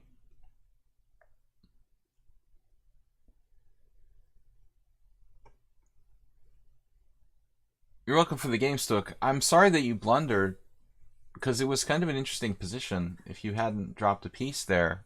I was wondering what happens after 95 F4. That looked really critical.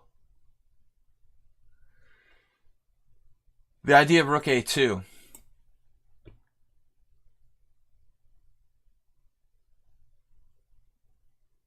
We had a lot of games in this. Now it's been so long ago I don't remember how they went. But this looks a little weird.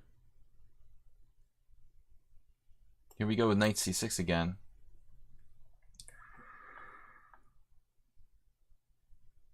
This reminds me of something else. Again, I'm stuck with a knight on c6. If I want to try to do any kind of Sicilian style setup, it's in the wrong place. It's more correct to play this. It's basically a kind of Tarrasch.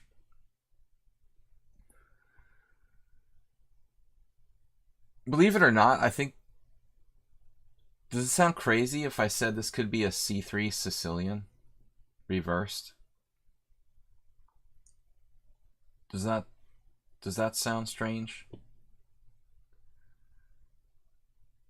So I didn't have to play a weird opening. My opponent did it for me here. This is a very slow move for white in this Taurush type of setup. Though I don't think he should be worse. Probably he has enough to... Like, he's black, basically. Yeah, it's like black and a c3 Sicilian here. I wonder if you could try bishop g5. Bishop g5, d4. Because there's no tricks with like bishop b4 check or something. So I don't have some sort of queen sacrifice. You might be able to play this. I don't know what it's called. I didn't know if a3 even has a name.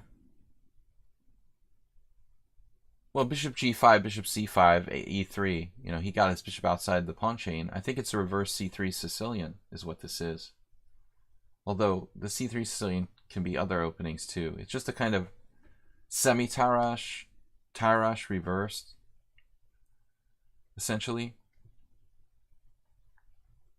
a3 might work out for white, you know, essentially.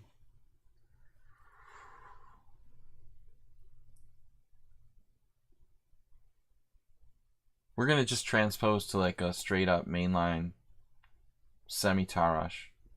I lost to Gregory Kaidanov once with white. Except I played b3 instead of a3. Played a horrible game. I don't know what I was doing. There's certain players you just always play bad against. Badly. Kaidanov was one of them. I lost 0-3 against him. He's like the only GM, American GM, who beat me every time. If it's more than 2 games. It's funny how certain players you're just sort of unlucky against, or maybe it's a stylistic thing. So that looks like a weakening move for white. I'm kind of happy to see that.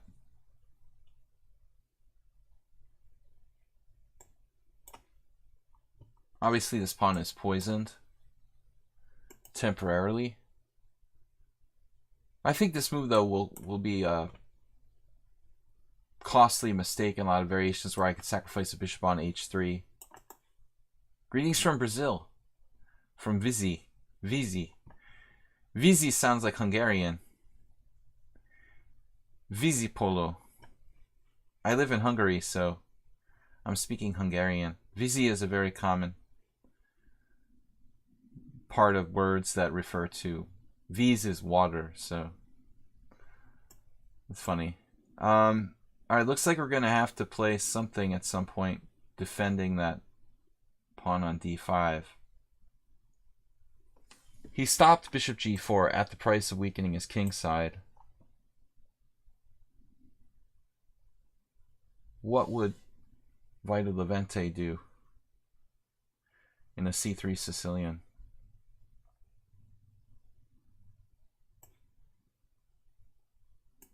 Just kind of set up centrally.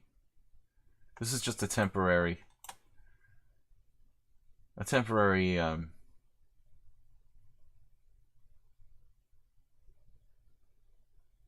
interesting. Okay, so Vizi might be Greek.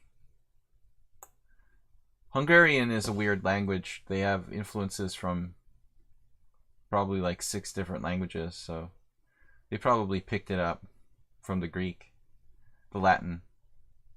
Bishop d3. It's a conglomeration of different stuff.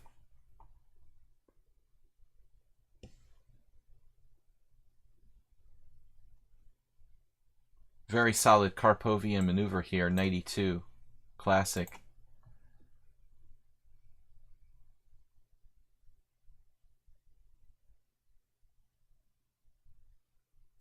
We got all our pieces in the game, but nothing exciting I can really do.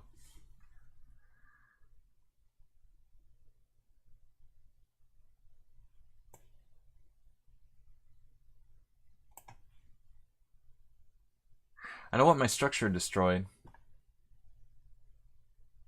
White is insanely solid. I mean, h3 you'd think would be costly, but if I don't have a sacrifice, I don't have a sacrifice. And now this bishop's joining the fun through d2 into the game. Looks like I probably misplayed this. Obviously knight e4. Bishop, I was going to move my bishop back to c8 actually. I don't have a lot of threats. White could also take and play f4 in some positions, but that weakens his king side a lot. Biera's word effects on your pros. Magyar is very different. Definitely. It's pretty much alien language. But I mean, it's possible like some particular word is influenced by Latin or Greek or whatever. Whatever you call it.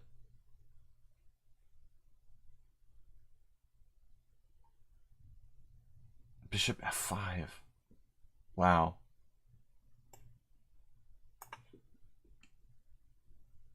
I haven't played this opponent in a long time. Pretty strong. 2000.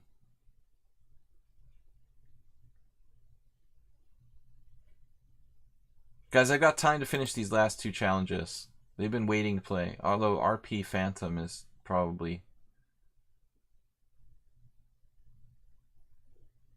Who is this? I mean, we'll see. I don't really like playing like computers and stuff, so if that's an engine, we'll check out the games. It's a really high-rated player. If they want to play me, then oftentimes they're like someone trolling me with a computer. Because most strong players are kind of too egotistical to challenge other strong players. Typically, when I get a challenge from someone who's like 2,500, it's like a computer. But it might be a legitimate player who's 2,500. Most people don't like to put their ego on the line. What would Belyaski get? Why do you have that comment, Move 11? What made you think of Belyaski here? Okay, b4, it looks like a positional mistake for white. Like, that looks like a clear positional mistake. I mean, he's giving me knight c4. Very strong outpost along the c file, like in exchange Slav. That's a support point. b3 would have been fine, but b4 is a very big mistake. Did you get Uncompromising Chess? Belyaski's best games?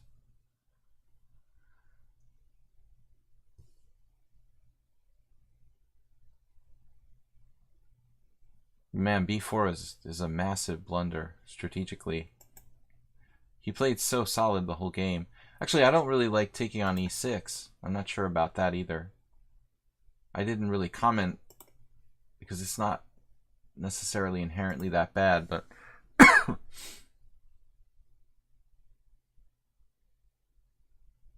probably b5. Not the greatest move here. So we'll just step aside. Play for the c file. Basically the plan is to go back to b8 and try to do bad things to white on the scary diagonal. Of course, we also have e5 that will weaken my structure. There's also the c file.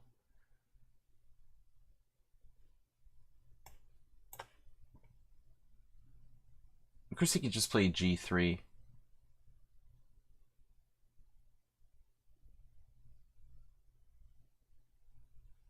So at the end of the day, like, black's advantage isn't that big. It's like a very small edge. He's managed to simplify tremendously, trading tons of pieces. Maybe I wasted too much time. I probably had something more direct. I should have not messed around with bishop b8. Maybe something a little more fundamental for black. Rook takes. Rook takes, queen c7. That's a good move. So bishop takes c1 looks forced, right?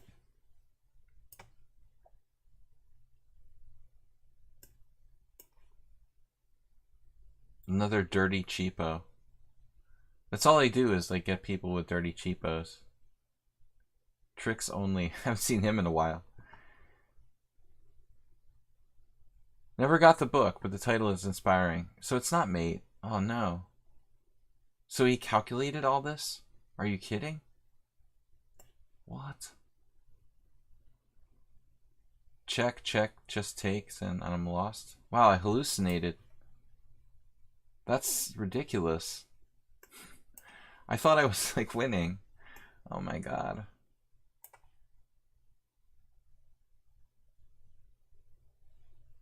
Wow. We're only like a tiny bit better, and we're about to lose on time.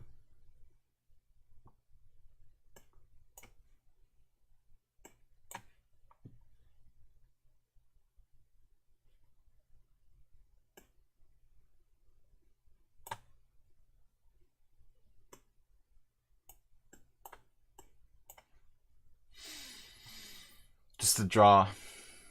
Pretty strong play by white. Just an easy draw. Maybe there I should play bishop g3, I'm not sure. I mean, there are ways that we can still go wrong here with white. Like that move may be a very serious mistake. Threatening access through here. It's close to lost now.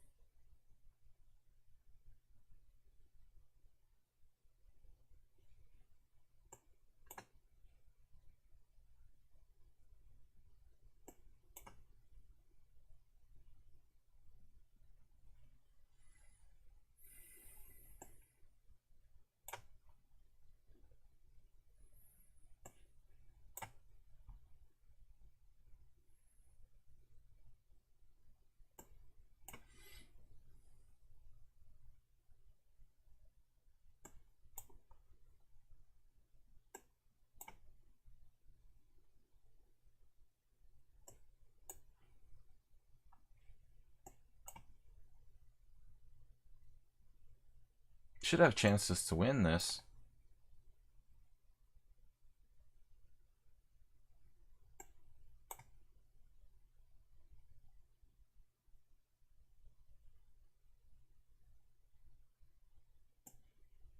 So we go for it.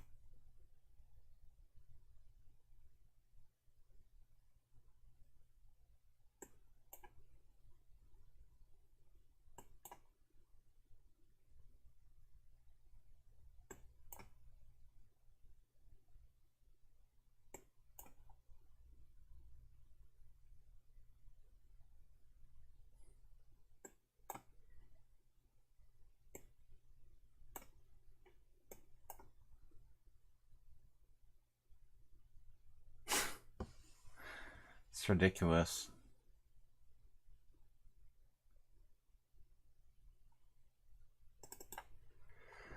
Alright, good game.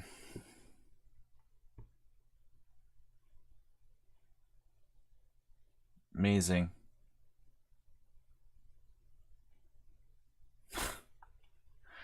What was this? I missed a win in the last possible moment? Another hallucination that I was winning. You're telling me that's a draw? Perfect defense? No, I was winning here. King e2. I have to play it perfectly. King e2. I couldn't calculate that. Alright. Last two games? No, wait. I want to check this guy. What's this guy's deal? Member since May 2019. That's a long time. 2600 bullet, yeah. He actually loses games. So that's good.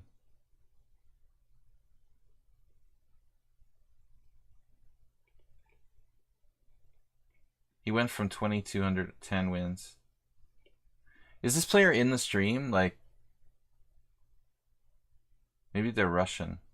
Alright, let's try. It might be a computer, but I'm not going to sit here and analyze all their games to see if they're human or not. Let's see what happens.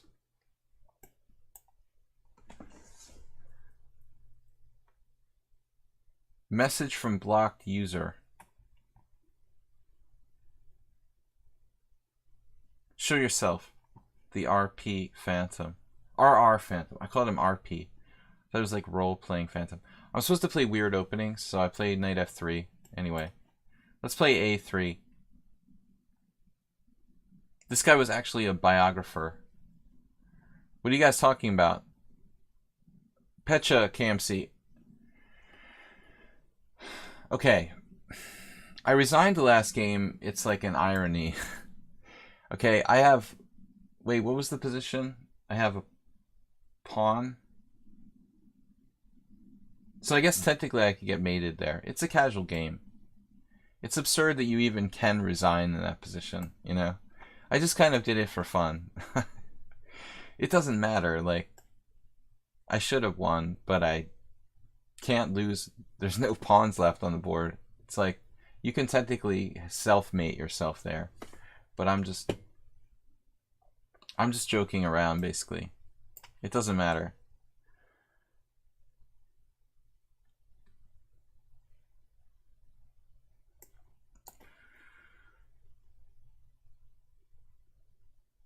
Interesting position. Let's try f4 here.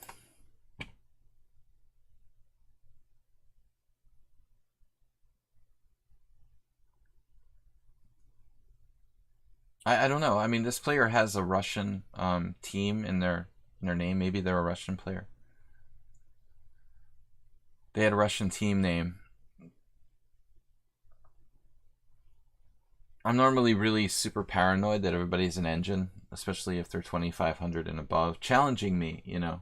Normally, like, the random 2500 players, they don't want to be bothered to play streamers and stuff.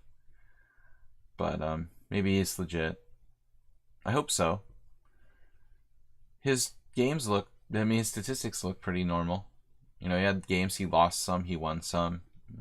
Look good. I just resigned the last game as a joke. I was just devastated that I didn't win. You know, it was such a beautiful end game. And I thought I was winning, and I hallucinated at the last second that his king couldn't get over in time. Wow. Knight f7. Hyper positional.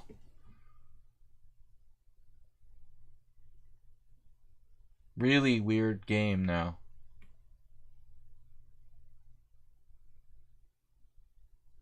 I probably should play d3.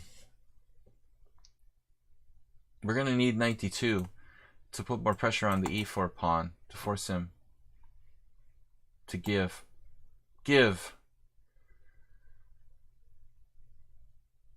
Do I want to play knight h1 at some point later? Probably not.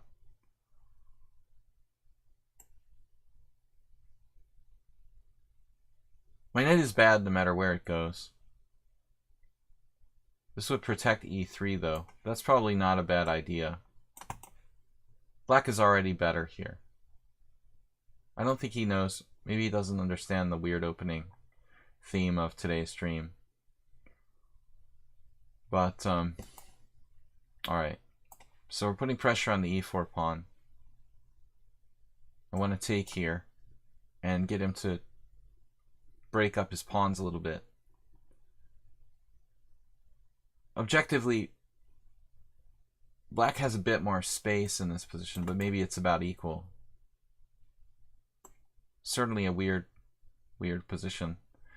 Definitely, we achieved that. Both sides have awkward knights.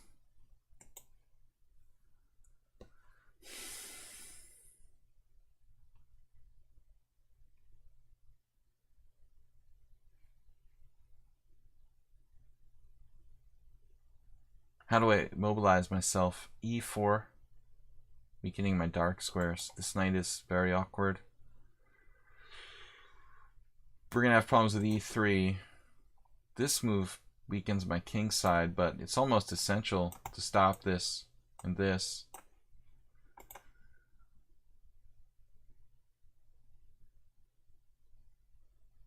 Kind of like black here.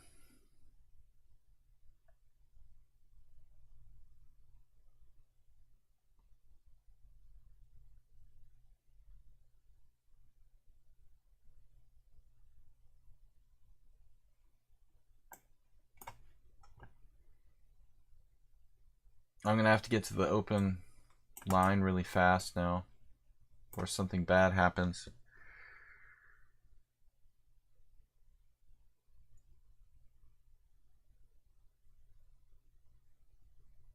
He's like all systematic. Those pieces, those like pieces, defending each other. I wonder if I should take with a knight. It leaves my e3 pawn weak.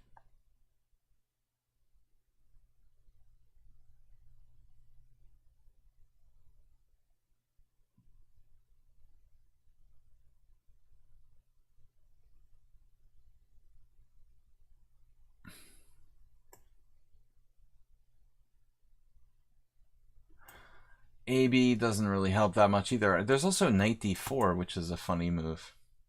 Basically sacrificing a pawn. Huh.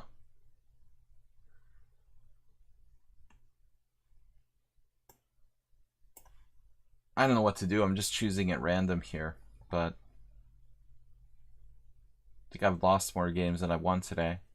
Anyway, guys, we're going to end the stream after the next game. I have a face, I guess.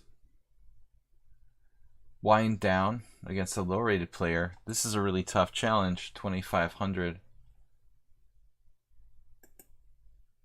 I'm normally more in that rating range, but been jonesing. Yeah, I've been worried about this a bit.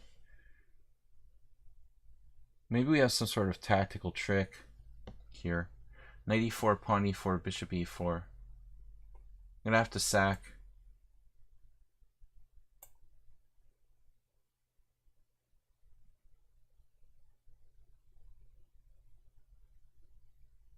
Tactical trick based on queen g3.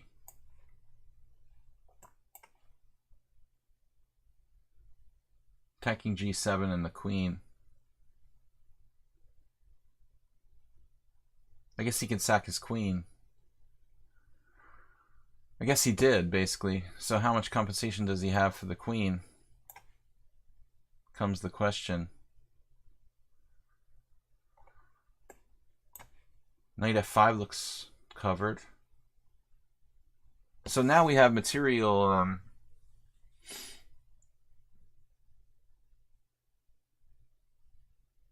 rook, bishop, knight. So his rook and bishop for a queen, which is not quite enough. Knight f5, he can play g6, basically.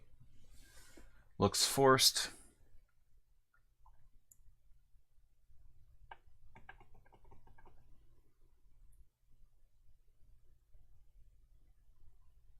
Done like knight h4.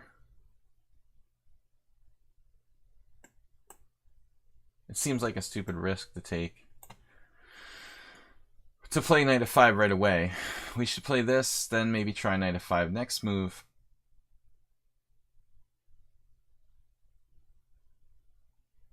Or not.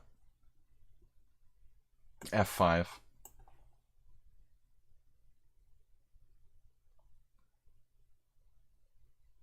Get everything working. White should be better here. Watch your time. Watch your time. f6. Knight e6. Wait, what?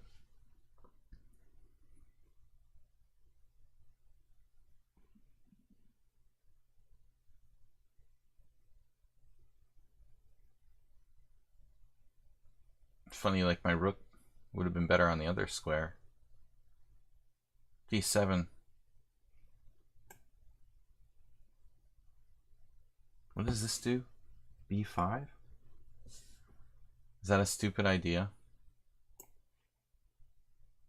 Kind of a frustrating position here. All right.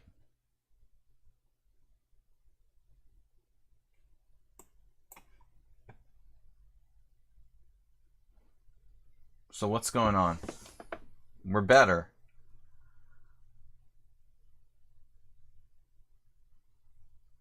But a queen does not decide the game. Knight e6 might be an idea now, because we have knight f5 guarded. It's still going to be really hard to win against a super strong defender. So, okay, knight e6 looks logical. He just like takes it, then take on f2. Really have another suggestion. Knight c6 doesn't do anything.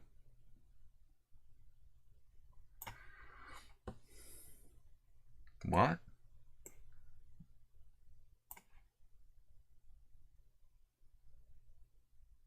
All right. Now rook g5. Rook g5, don't think that's going to work. Rook g5 doesn't even threaten anything. So what's up now?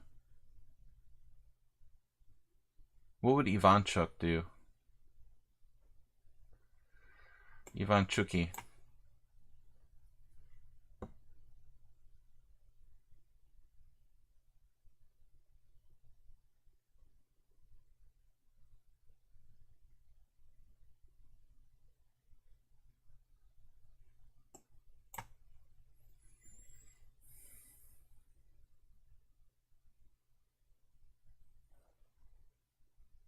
Wait, he has a minute. He's like a bullet specialist. He's 2600 in bullet, 25 in blitz. So arguably stronger. Probably stronger in bullet. Whoops, that's a good move. Okay, good game. He gave me a take back. All right.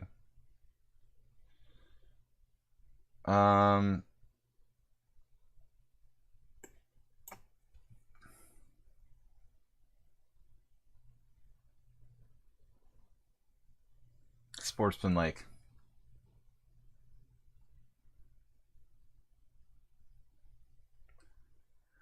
Sportsmanlike player. I'm going to offer a draw here. I don't know. It doesn't look clear to me.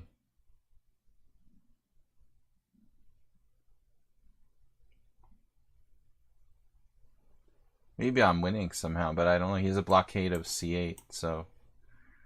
Honestly, it could be a draw. Like, if neither side can make progress.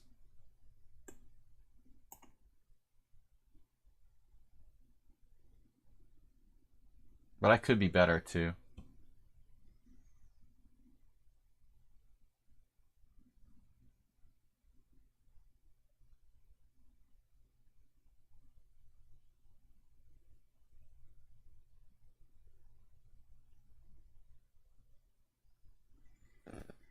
Very likely like a fortress draw.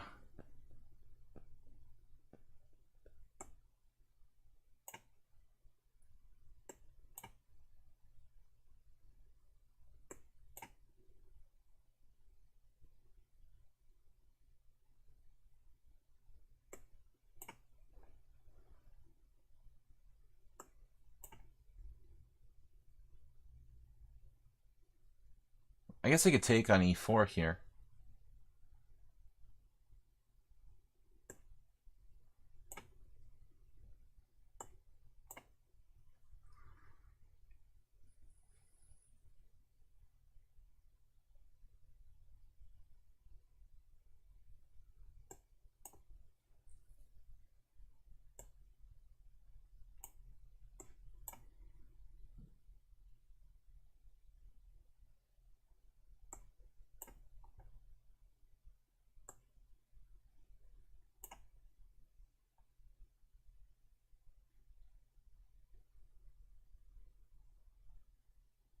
I guess white is better now, but it's still super complicated.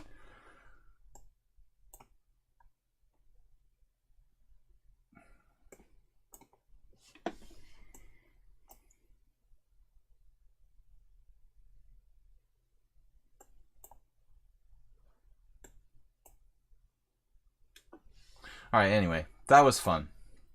I have no idea. I'm too tired. Too tired to continue trying to. Probably at that point I have to take a draw. But anyway, good game. Leave page, yes. So last game for today.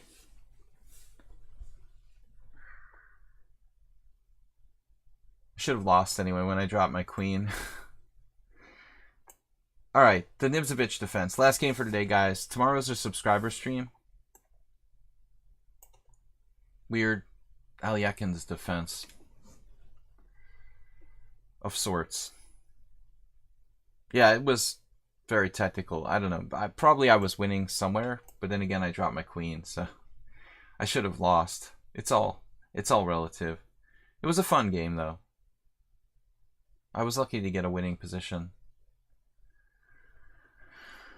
Okay, bishop d3.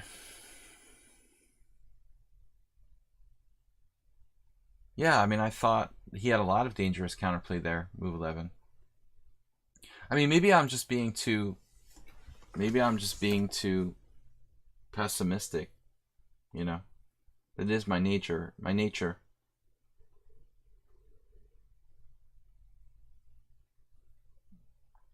I'm trying to be creative here with knight e5. But at least he was a legitimate player, not a computer. It's always scary when someone's over 2,500, they're challenging me. I'm expecting like an engine. Lichess does their best to weed people out, but you never know. The Alapin. Alapinning. Oh, I dropped a piece. No. Queen b5 check. The Ponziani. Fuchsia, hardcore Ponziani fan.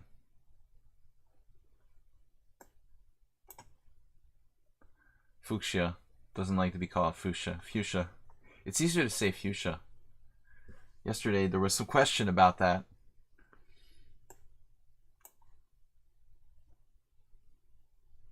Here we go again. Sorry. I couldn't help it. I don't want to start it over again. I'm sorry. I'm sorry I said anything. This is definitely not a healthy position for white.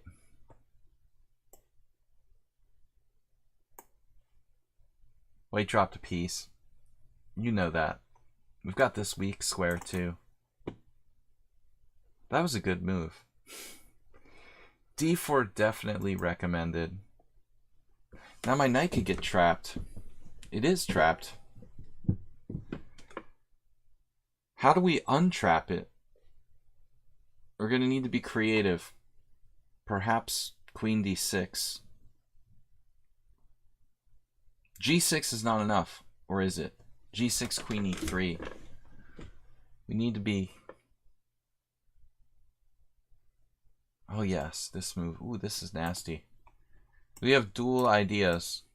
Dueling queen moves.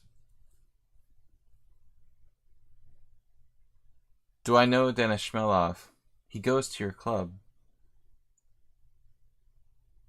I don't really know Denis Shmelov. I played him in a blitz tournament, and we split 2 games when I went to a New England Open some years ago. Remember, I lost with white in a very good game that was a Gambit semi-Slav, and then I won a game with black, and I don't remember. I think it was a King's Indian or something. Don't recall now. He seems like a legitimately strong player, but he's a guy who moved to New England like around the time when I left. How am I going to play this position?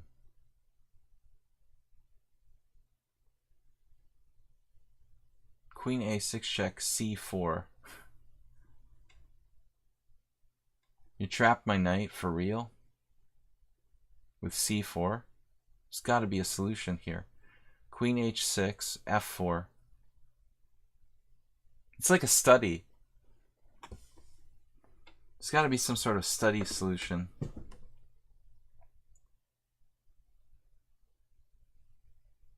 Guys, last game. And tomorrow night is the subscriber stream. 5:30, same time as tonight's start. How do I not lose a piece here? Maybe I just have to play queen b6 and get a couple pawns for the piece. I could play queen a6 check c4, queen b6. I mean, we could play queen a6 check and take on a2 with the knight, but that doesn't seem like a really great idea.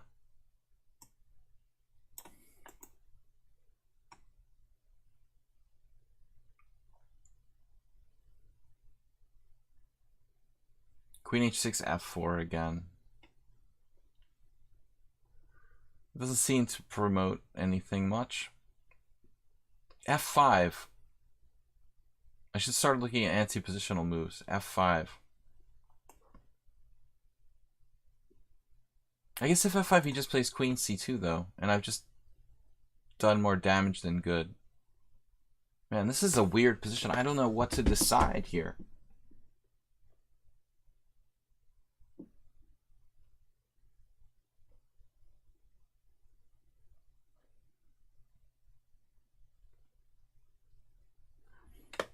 I really don't know what I'm doing. This provokes c4, like slightly weakening his position. I can play knight b3, take the c4 pawn with a better structure. It's crazy. Or what? I have another plan. Trying to take on a2. Is it just getting worse? Wow. I have a face. Now white's gonna win, like... White's probably got compensation for the sacrificed pawn now. Fully developed. Wow. So after knight e2, I mean, it looks like white has a reasonable position. After queen e2, I trade queens, and basically I'm doing alright. I'm up a pawn, and white doesn't have quite enough compensation. That's pretty crazy. I mean, I think he was actually alright here until that move.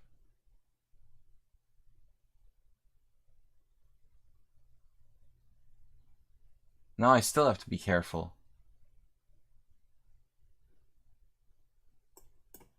c6 is like exceedingly passive for black. There's this move, but Phoenix style. Still there's some compensation. Nefedov, like the first game or whenever we played. Was it the first game today? Man.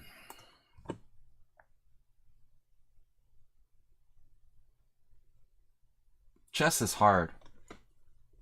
I thought that white would just collapse in 5 moves. after the opening. I mean, that's crazy. Now they made a really tough struggle out of it. I'm so hungry, guys. I could eat a horse.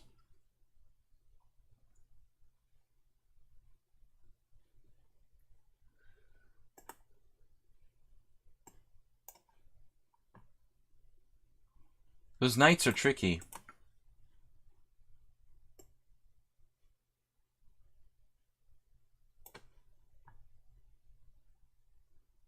Chess is easy.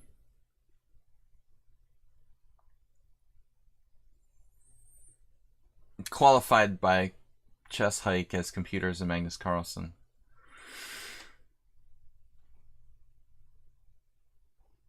No, I mean, seriously, this was a crazy position. Wow.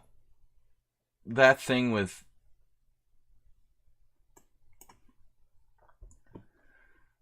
With the position with Queen d6, that's an amazing situation. I literally have no clue. I feel like intuitively there was better for me. All I got was a pawn for my maroon knight on c1. It's pretty sad. And I think the white could have played this better. Again, like knight e2 instead of trading queens. I might even have trouble. Rubinstein loves my two bishops. Now they're not too bad. But I think he could have played knight a5 or knight c5 at an earlier time there. And made the situation considerably more complicated.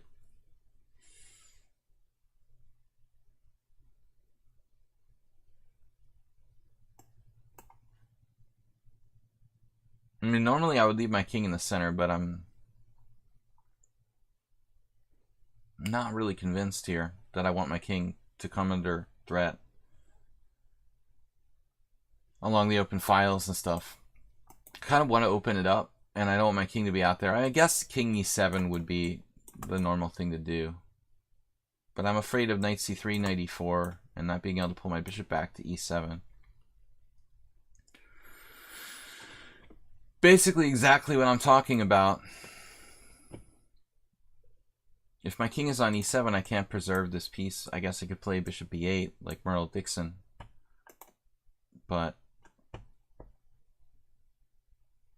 the Cambridge Springs defense never really appealed to me. White has played super, super tough here. Kind of weird game. Bishop's just gonna get attacked anyway. Yep. Seems pretty solid for the initial opening.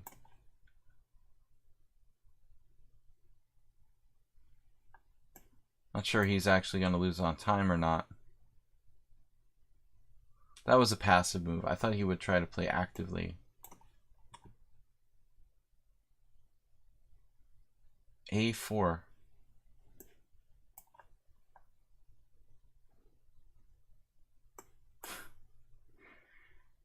He's like 1300 in bullet. Now finally we got something. Knight c3 hanging on. Still it's trapped. Finally. That was not a bad game, considering how badly he misplayed the opening. He was dead out of the water. Dead in the water, too.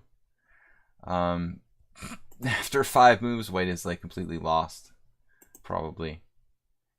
And he came back to make it kind of reasonable. Not completely lost, but very, very bad position. And now, it was really ugly. -5. So this position, someone, was it Fuchsia who suggested bishop e6? I was, of course, hesitant to sacrifice my pawn on b7. I wanted to save the knight without weakening my position at all. Bishop d7, the engine's other move. Wow. So here was my move, probably like third best move. knight d2. Queen a6 was best, c4. And so now, okay, so the critical continuation was knight takes a2. Basically, I thought this was a mistake because of, I guess, queen b1.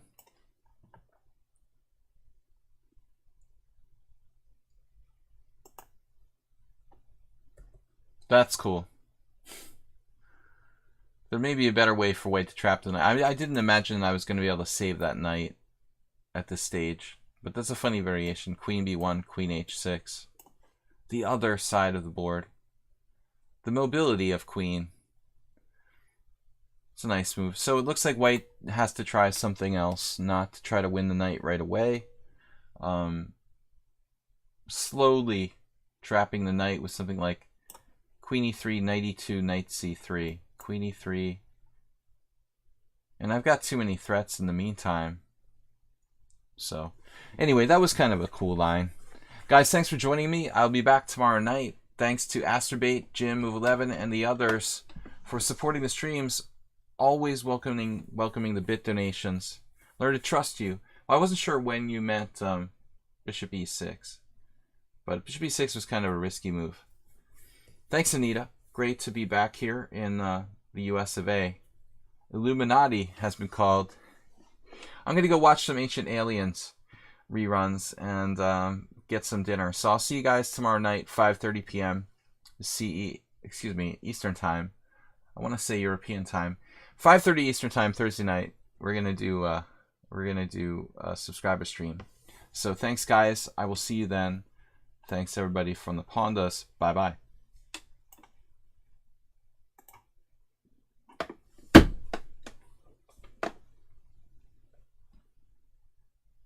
Goodbye.